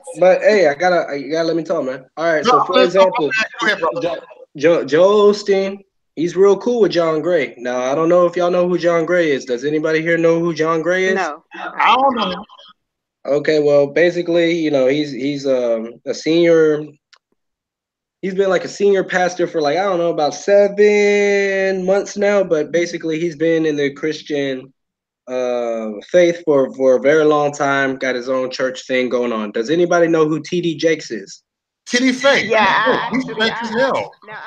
before you could, I actually have a relationship with them. I've done 2 women's seminars at his church at the Potter House. So yeah, I'm aware of T.D. Jakes. Titty Jake denied the Trinity. Yes, he did. Okay. Well, here's where I got to disagree. Okay. Number one, his church is non-denominational. Yes. You go into it's Bible based. Number one. Number two, people say, "Oh, we don't like him because he actually says that you have a chance to succeed, you have a chance to prosper by following God." Look, I done met a lot of these people who go there. Mm-hmm. Genuinely good people. Of course. Okay. They are, of course. And guess what? They're genuinely good people who are actually succeeding. No, they're not modern day Jesus Christ that every single breath they take is perfection. We all fall short. But all in all, they're genuinely good people. Now, we want to talk about, okay, I think this misunderstanding is everybody thinks that everybody thinks that the existence of money is evil. That's not it. It's the No, love, that's not what I the said. love, the love of That's not money. what I said. The love of money. Well, you say prosperity. When you say prosperity, prosperity basically means money. That means prosper. So here's the thing. It is the hold on. Let me finish my thought first, and then you can respond. But you got to let me finish my thought. Let me finish. Okay, go on. So just because, okay, you go back to your Holy Bible, they had bad people that prosper. They had good people that prosper. They had good people that really, really were rich.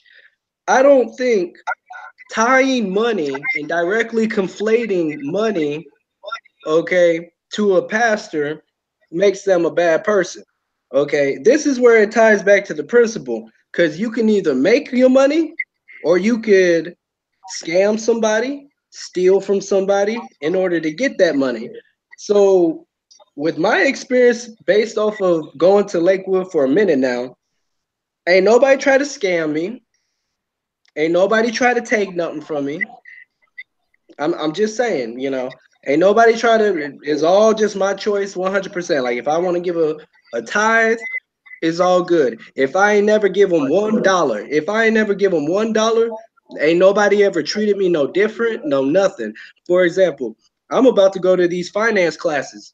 Okay, my money, I'm not the best when it comes to handling money, but I do know that there are a good number of people there that just going to these free finance classes, they've taken themselves out of 10, 20, 30, 40, $50,000 worth of debt. They've been able to pay off 10 different credit cards, with 2 student loans, like all kind of stuff.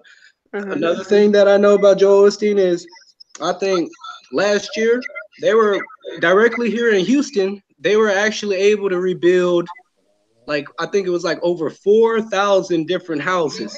Okay. So I place an emphasis on the works there are works that lead to prosperity.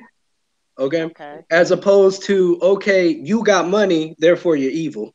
I just don't. I think you misunderstood what I said when I'm speaking of. See, now you probably know Joel Osteen, and don't take it personal because you're a member there, but I know he's a non-denominational. I actually travel, and I like I said, I have a relationship with Jakes, so I know what personally goes on that you don't see until you see the news.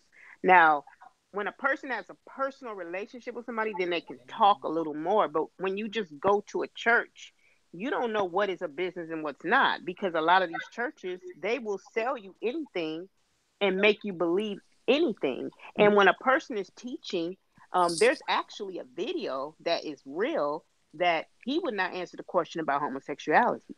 There's another video that I've seen, and I've spoke to a couple of pastors from Texas in leadership that they said at a sit down table that he will not come out and say certain things. He is the type of preacher that, to me, now that's your pastor. I don't praise man because I know that man is a Well, man you that got he to will remember lie. something first off, honey. Just because I go to a church don't mean that I put any man above God. Look, I committed my life to God when I was 5, and I paid a Okay. price. I got a body full of scars to prove it. Okay, that Oh, all I that do stuff you too. talking about, you I been do through. too. Hey, I've been through it probably a lot more. I had homeboys die. I had homeboys locked up. I paid my price. So I had a faith. I have a relationship with God since a small child. Well, you Okay, should know and about him. I ain't only been to one church. I've been to multiple churches, different I have churches. too. You know what I'm saying? I have So too. I'm not And I saying have brothers. okay. I mean, I'm not saying that. I'm not competing with what you've been through. I'm a woman and you're a man, so I'm not in competition with you with that. And I do have brothers. You know, I have a brother, two brothers that are dead right now, that were shot and killed in Compton. I have a brother on death row right now that's sitting to be put to death. I have brothers that are in entertainment, you know, that are known out here in the streets.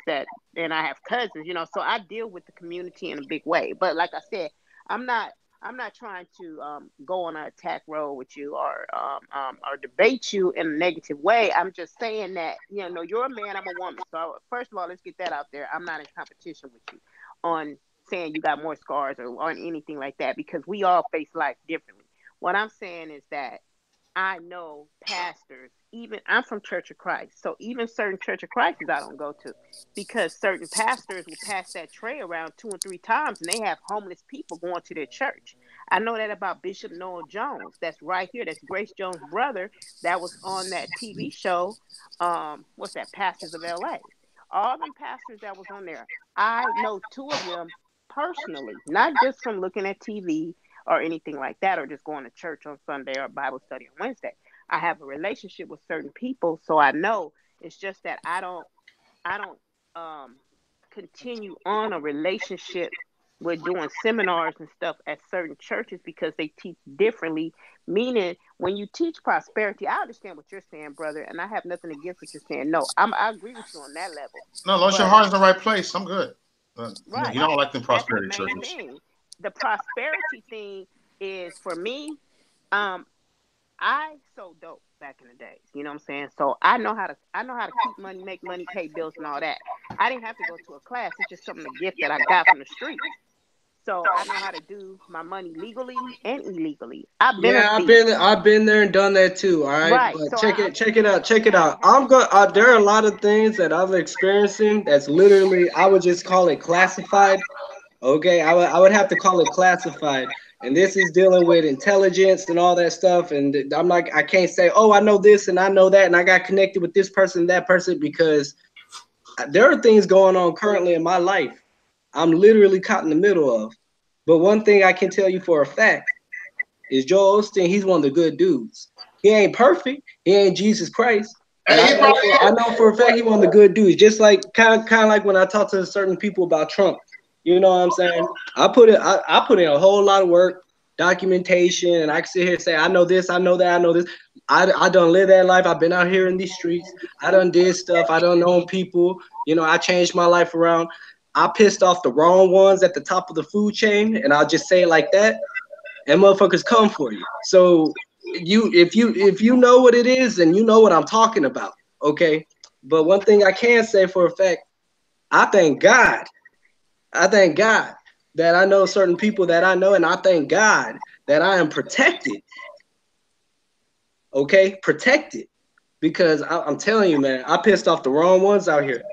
And these, I mean, hey, I got an uncle at FBI. You know what I'm saying? That's probably the only thing I'm gonna share with you. You know what I'm saying? But it's And I'm that's trying to tell you, it's a lot different than what it seems. everybody's going through something, and some might be going through a little harder, you know what I'm saying, than others. But a lot of us, especially as Christians, we're going to suffer, as it says. We're going to suffer because of who we follow. And I have pastors. I love them. I love them. I go to dinner with them, their wives, my family. We all sit down. But I'm gonna tell you, for me, I don't call nobody a good guy because I don't trust people like that. I That's don't why I trust have to people go like to the that word. too. I have to. I'm not saying you. I'm speaking for They me. they they I'm got saying they that's got to why I earn have it. to go to the word and study for myself. And that's because I have pastors that teach good, and they're not for Trump, but that don't mean I don't love them or anything like that. It's just that, and just like with Trump, he's still a man and he will lie, just like the rest of us. So, no, I don't trust pastors like that, and I look at what they do. Now, I don't know your pastor, Joel Osteen, personally, but I know people that know him on a business level. I'm talking about businessmen that are out here that are connecting with him in a business way that actually do know him. When we do have conversations and certain things, when a pastor can't teach about other things other than prosperity, like teach about hell, like tell these people about hell. Tell these people about practicing sin, because all this stuff that's talking about I'm not perfect, we need to get over that, because the Bible teaches us that anyone that's born of God doesn't make it a practice to sin. So these are biblical scriptures that's talking to Christians. And if we're not teaching the truth, as the Bible tells us in 2 Timothy, the third chapter, it speaks about not everyone should become pastors or teachers, and not everyone that are pastors and teachers are biblically ordained by God either. Not saying Osteen, I'm just saying that's what it is. Right. And what I'm trying to say is basically, I've been up in my Bible since 5. I was reading that King James version that had all those tricky words and questions. Thus. I met all kinds of people in my life from different walks, highs and lows. You know what I'm saying? And I guess where our separation is, look, I've been there. I met the guy. I've been going to church. I got personal relationships there. I don't know on a business perspective exactly what you're trying to say, but I know for a fact that every time I go, they always pull that Bible out. Always. And how many times does he use scriptures?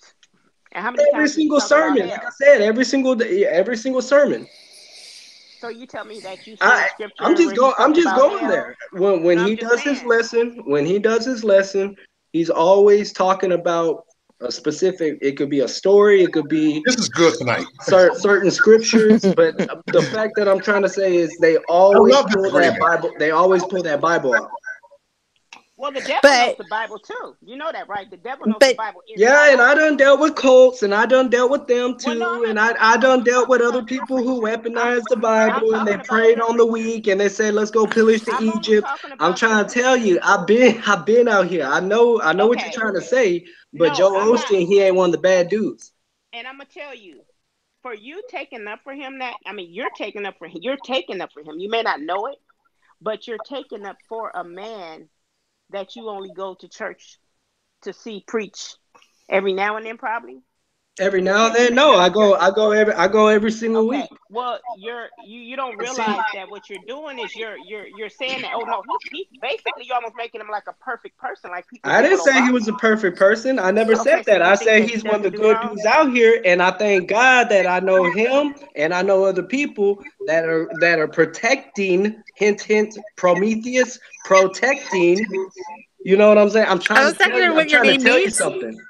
I'm trying to tell you something. There is That's a cool. spiritual. There's a real spiritual thing going on out here. I had a Oh job. yeah, it's been I out had a there job. for Hey, check it yeah. out. Check it out. Hold on. I had a job. Okay, in which Okay. we had to do casings, in which they had head pillows for cars that the CIA was using to spy on senators, on our U.S. senators. I've been in it.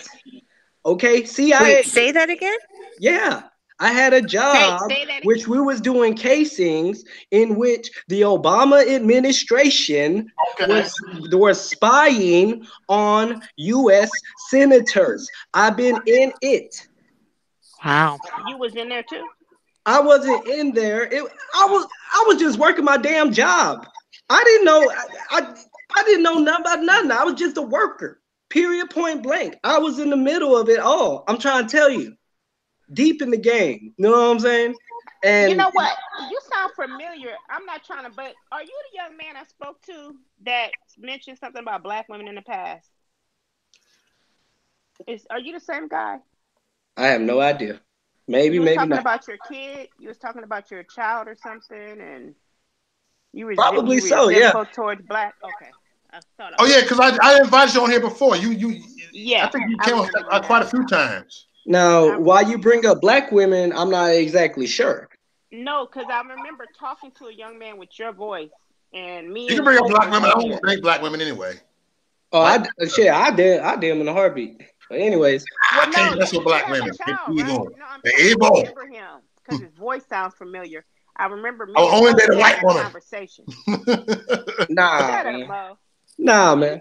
I remember me and Hope was talking to you about that, and you said something about the women you dated. You had something. I don't know if it was you. There was a guy on here that sounded like you that had something negative to say about black women that he had dated. He sounded like you. I thought it was you. I just was. I said it was a couple of black women, and you and Hope tried to twist it. Oh, you hate all black women, and every black woman. It was me and Hope, every black woman you dated, and you guys. Let me get Hope on here. This was good. That was when I was trying to talk about culture. I was trying to talk about culture. Don't say we twisted it, brother, because it's what you said. You were saying it out of a hateful place in your heart. It wasn't out of a hateful place. Hey, I don't like talking about the truth. I'm talking about what happened. I don't hate black women. I don't hate black women either. I just said I date them. I don't like black women either. So hey, I don't like ratchet ass black women. I say that. Look at how talking I remember his voice. Yeah, you remember that voice. But look, I'm being honest. I don't like black women. All right. Oh, I know you don't, fool. You ain't. You already know that. Everybody knows that. You a zebra. Yeah. I was not never dated black women in my life. With their evil asses. Hell yeah. Hey Mo, that's only some, man. That's only some. No. Look. Even my mama evil sometimes. Let me stop. Come on. They all there. He'll get his ass whooped. Black women are black women. Shit. That's why I love them. That's why I can't date them. Y'all can have them. I tell the white men, get them off our hands. Oh, goddamn. I ain't hating. Say your name. What's his name again? That I like to remember. Prometheus. Prometheus? Yeah. Prometheus. Okay. Yeah, brother. I hadn't talked to you since that day. I was trying to. Now you remember, like, hey. See, look, I like my Prometheus. He don't back down. He be coming on like, yeah. Like, it's lit. And that's cool. That's cool. I love all it. of us got our opinions. All of us got our opinions, and we all respect it. Well, here's my thing. I don't like when people try to twist my words around. If I have a bad experience with one particular black woman, don't mean I just hate all black women. I'll stay dating them, number one. You know what I'm saying? Like, hey, I'm not gonna look. Period. Point blank. Just because something may happen, huh? Every color got a problem. It ain't a black thing or white thing. No. This is where I kept trying to talk about culture. No black women. This is where I kept trying to talk about culture because you know what? It's the culture that people be pushing on the black community. That's what I was telling y'all the last time. Because look, I done seen it a mile away. You know what I'm saying? And I don't know if some people might call it white supremacy or whatever, but I was talking with homeboy earlier, that a lot of these people signing on to these labels, ain't nobody trying to look at the owners of the media, the owners of the labels that are pushing destructive ideologies. So, hey, people could say black woman this, that, and I still got love for black women. I date black women in a heartbeat. Like, shoot. Oh, yeah, I ain't got love for black women. They can stay where they at.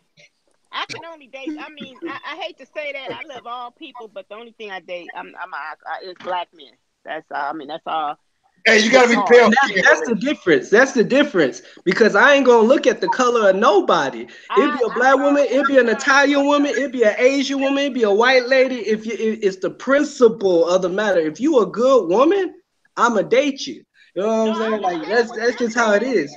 But But what I see, was where trying I to what I come from, it's right different. It's just different where we grew up. That's all. Different world. probably.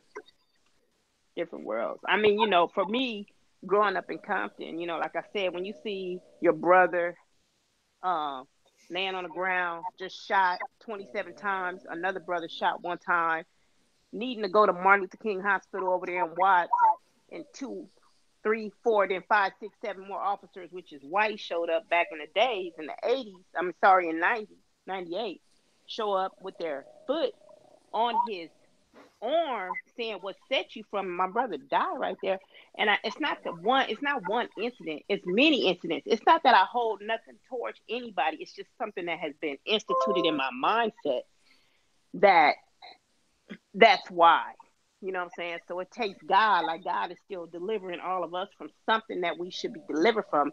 That's something that I need to probably be delivered from. But I love everybody. As far as Right, dating, no, it's just but that's all I've ever been with. but see that's that's why I support like Trump doing that prison reform, because when he did that prison reform, I believe that Trump kind of acknowledged, and many other people had said it in their little organizations, whatever. I ain't got all that. I'm just one man, but they acknowledge that disproportionately the black community has been affected.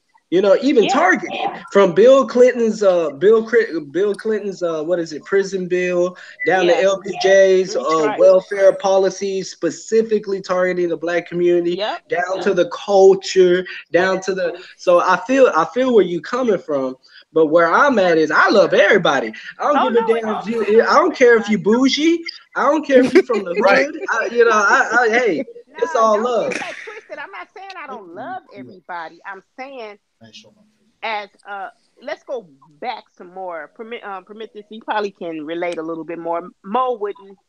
He'll know what I'm talking about, but he really can't relate with this. Say a mindset of growing up when you go to school in my area of Compton, Los Angeles, which was predominantly black.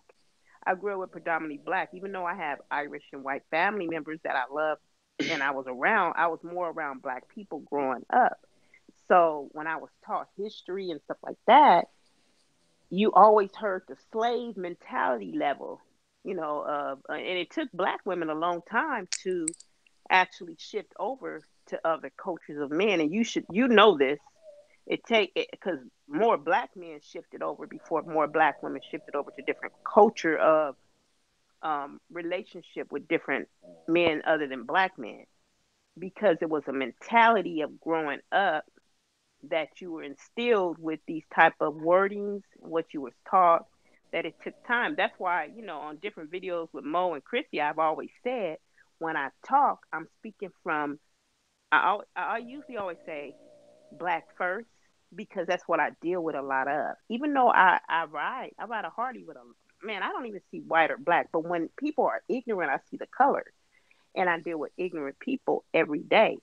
So I do see skin color. I see skin color because it's a bunch of ignorant, and I smell bullshit all day. So I address it as I see it. And for me, it's an identity. But back in the days, I don't know how old you are. Me and Mo, older probably. You remember, Mo, these were things that you didn't see a Yep. lot of. You didn't Okay. see black women dating outside of their race.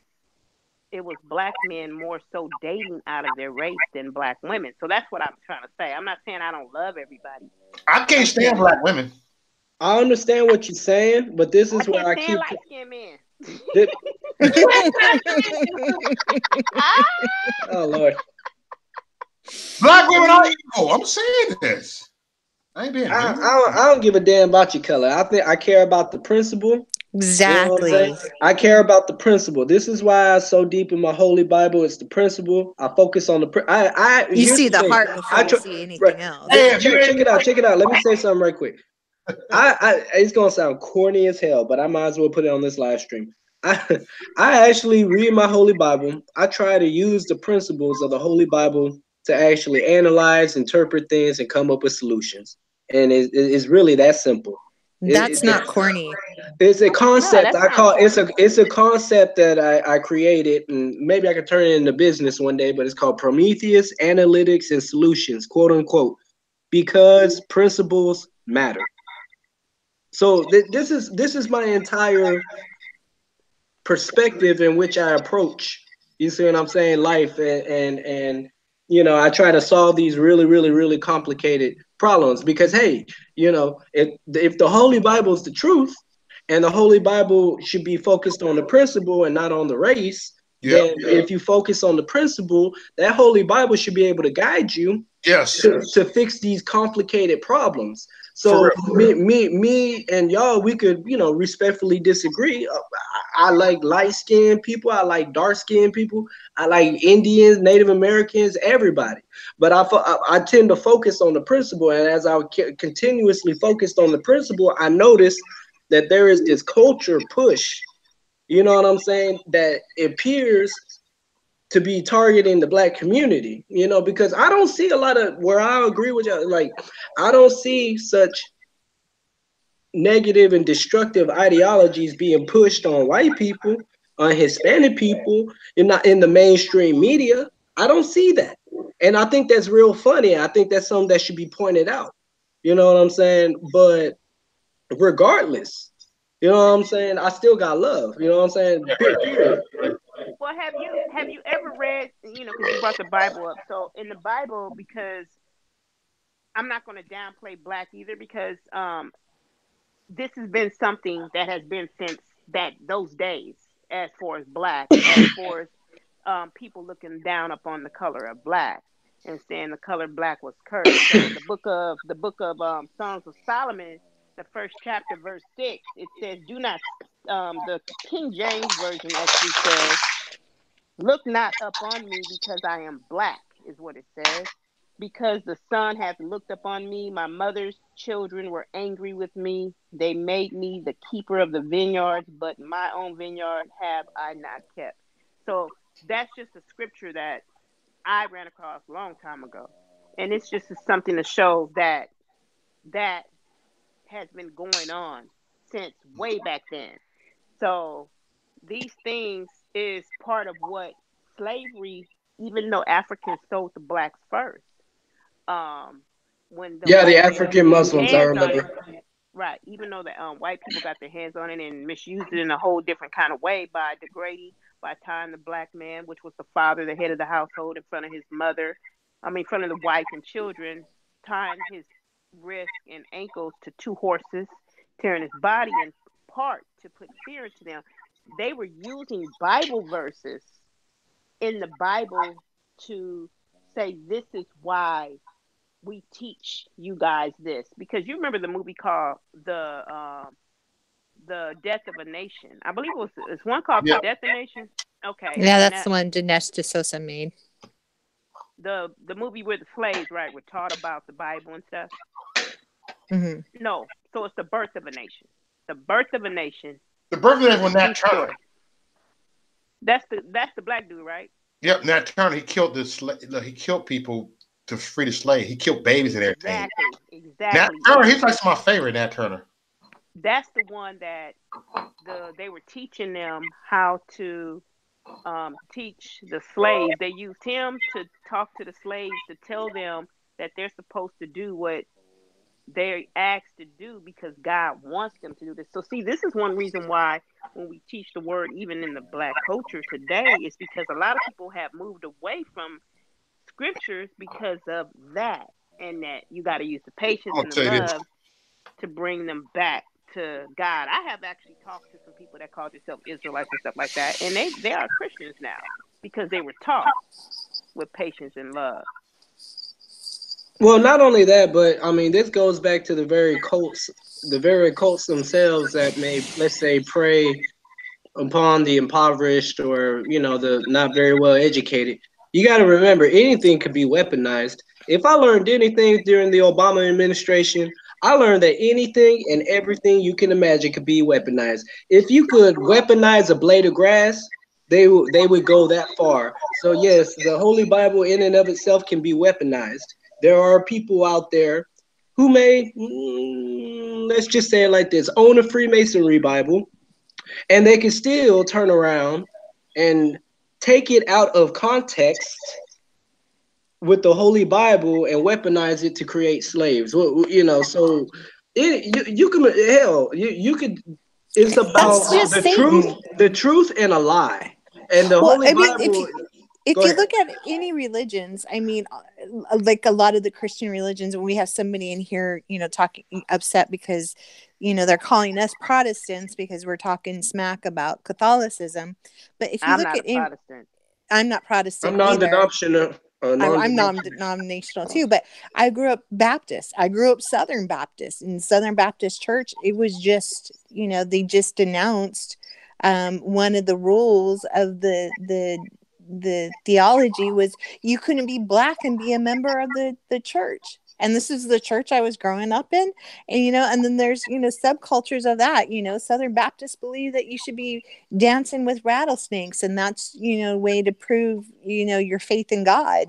And if a rattlesnake bites you, then, there's something wrong in your walk of faith. And I mean, there's just absurdities and, It's dogma. it's yeah, exactly, it's dogma. It's they take a part of the Bible and they twist it. They Yep. take a verse. You can take a half a verse and another half a verse and put them together, and you can justify killing your neighbor. You Out of can. context, right? Exactly. And so there's a discernment, and Thank you. that we have to be very careful of, and we have to you know have our time with God.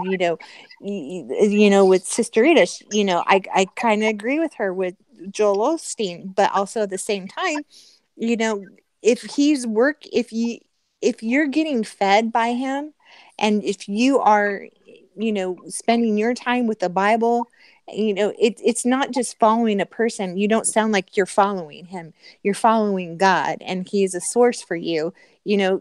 Bad men can do good, and I'm not saying he's good or bad. I'm just, from what I know of him, I have my suspicions. I don't have any concrete. There's few things that he has said that I do not agree with, but bad men can do good things and good men can do bad things, and that's where we have to come in and be one with God and spend our time with God, and have our heart be led by the truth. And that's when you need to be with Study. God. Yeah. Study. Exactly. Study that word. See, and that's why I was trying to tell. I was trying to tell y'all. You see, my Holy Bible came way before, Joel Osteen. Like that's why I go back to my childhood with my Holy Bible. You know what I'm saying? Like for example, if Joel Osteen, with everything that I've learned, focusing on the principle, that's my main focus on the Bible. If I felt as if Joel Osteen was, had some nefarious means, or he was misleading, or something like that. I would have been stopped going to that church a long time ago and just found another one. Because all these years I went from church to church to church to church to church to church to church, and I mean, it's only a matter of time. They always expose themselves. If you study the Bible, like you said, and I think you should focus on the principle.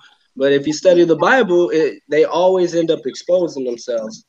But I mean, I'm not saying he's perfect. I mean, nobody's perfect. People make mistakes, or some people could be very bad. But he hasn't done anything thus far through my experiences to make me believe that he's a bad guy, taking advantage of us all, trying to make us go bankrupt, take all of our money, or that he's like a good guy and he's just like completely misled and he don't know what the hell he's doing. Yeah. That just for now. Just for now. I'm just saying, and I've been, for years, back and forth. I've, looked at his sermons and all that. But one thing I will tell you, I will say to you, Chrissy, is when you was talking about the Baptist church, you said no blacks were able to be members of the church. Well, I have to disagree with you there. I personally knew somebody as a young man. Not only was he a member of the Baptist church, he was a deacon. Okay, Oh, so well, no, don't get me wrong. The church I grew up in had black people and they were members, but that was in their doctrine. Just because they weren't following the doctrine, and that's my point, is like, we're following this religion, we call ourselves Baptists, but we didn't even know what being a Baptist was. You see what I'm saying? I agree with you, and that's why I say, it's best to be non-denominational and biblical Exactly. and Bible based. Exactly. So I guess we could respectfully disagree, but that's why I ain't getting no bad vibes out of Joel Osteen so far. It is, from what I've seen, a non-denominational Bible-based church. But of course, every church might have good people, bad people, but the head of the church, the actual leadership in charge, I don't think is bad. It's just hard for me. The thing that gets to me, because like I attend a Calvary Chapel, and I've been attending this church, just for a few months now. But my problem with this church is that they're well known on the internet. They're a very large church, and the church is beautiful.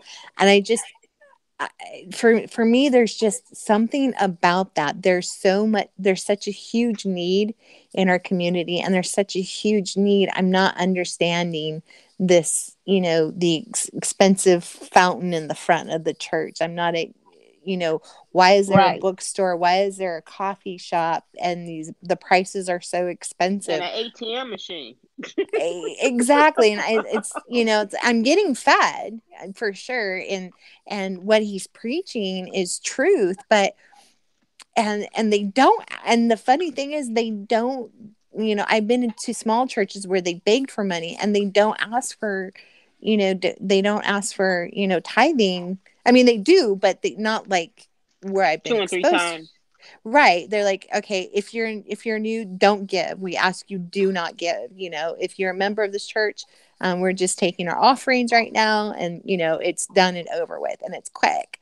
So I'm just like, and that's my problem with Joel Osteen, is like, I've never heard exactly what Sister Rita said, but I've heard it. I've heard him allude to some of those things, and I've heard him talk some straight out truth, but there's also things that, I'm on the fence. But that's, it's what, if you're getting, it's the same thing I'm getting at my church, is like, there's things that bother me, but yeah, I'm still getting fed.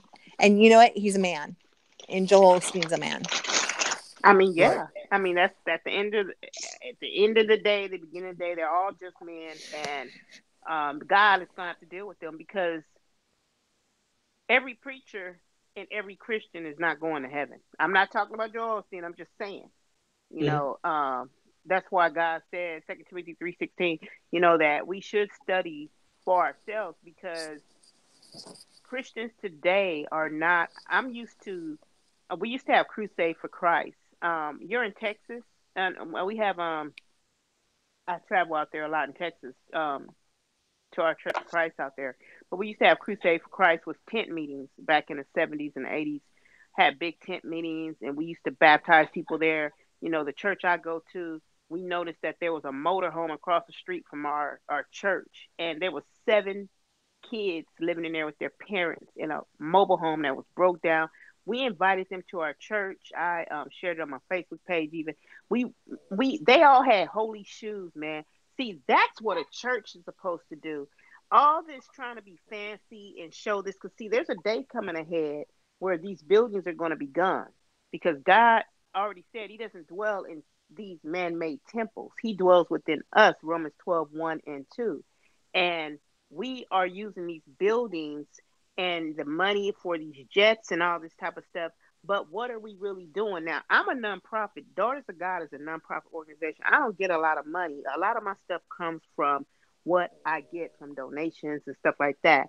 And We went to the store and we spent like $200 or some dollars to buy shoes for each member of that family, because I noticed that when they were sitting in the back with us, they were eating with us, they had holy shoes. The little boy had shoes that he had holes in them, and it's really sad when these preachers are in the pulpit preaching a good sermon, but their works of all the stuff in the world is not, it's really vain, because God said your works will not get you to heaven, but it's how you are doing things. I don't see a lot of these big churches out here in these streets, not out here in California. They out here helping illegal immigrants. This is, I'm talking about from where I'm coming from. A lot of these big churches are out here helping illegal immigrants versus there's children on the streets that's living on the streets without a home to go to with their mama. And the mamas, a lot of them aren't on drugs. I have to use my money to go put them somewhere, because a lot of the social service out here is not helping them with vouchers to stay in a hotel and stuff like that. But see, these are the type of churches that I look for. I work with churches that are in these streets, are out here in a real way, not always buying all this property to sell it to somebody else with real money, but buy some property like I'm about to do in Nevada. I'm about to get a property for my nonprofit, for my shelter for women and children in the streets. And I'm not rich in the world, but I'm rich in Jesus Christ. My prosperity is in Jesus Christ, and all my riches come abundantly upon me from Jesus, because he has blessed me from where I came from nowhere, almost wanting to take life, because I lost everything because I was living against God. And he gave it all back to me, like he did the book of Job, when he did with Job. When Job was used and the devil tried to destroy him, but he stood faithful to God. And that's how I stand. That's the type of preachers I'm looking for. I'm not looking, no disrespect, but I'm not looking for Joel Osteen, Bishop Jakes, Noel Jones, these pastors with these big churches, because they're not out here with the real people that's in these streets freezing 29 degrees tonight, freezing. I'm not talking about people on drugs. I'm not talking about somebody that is just out there by choice. They didn't have a choice. People that are going to work. Chrissy, you know this out here in California. People that got jobs are living in their cars. Their Yep. family sleeping in their cars. It's cold out here.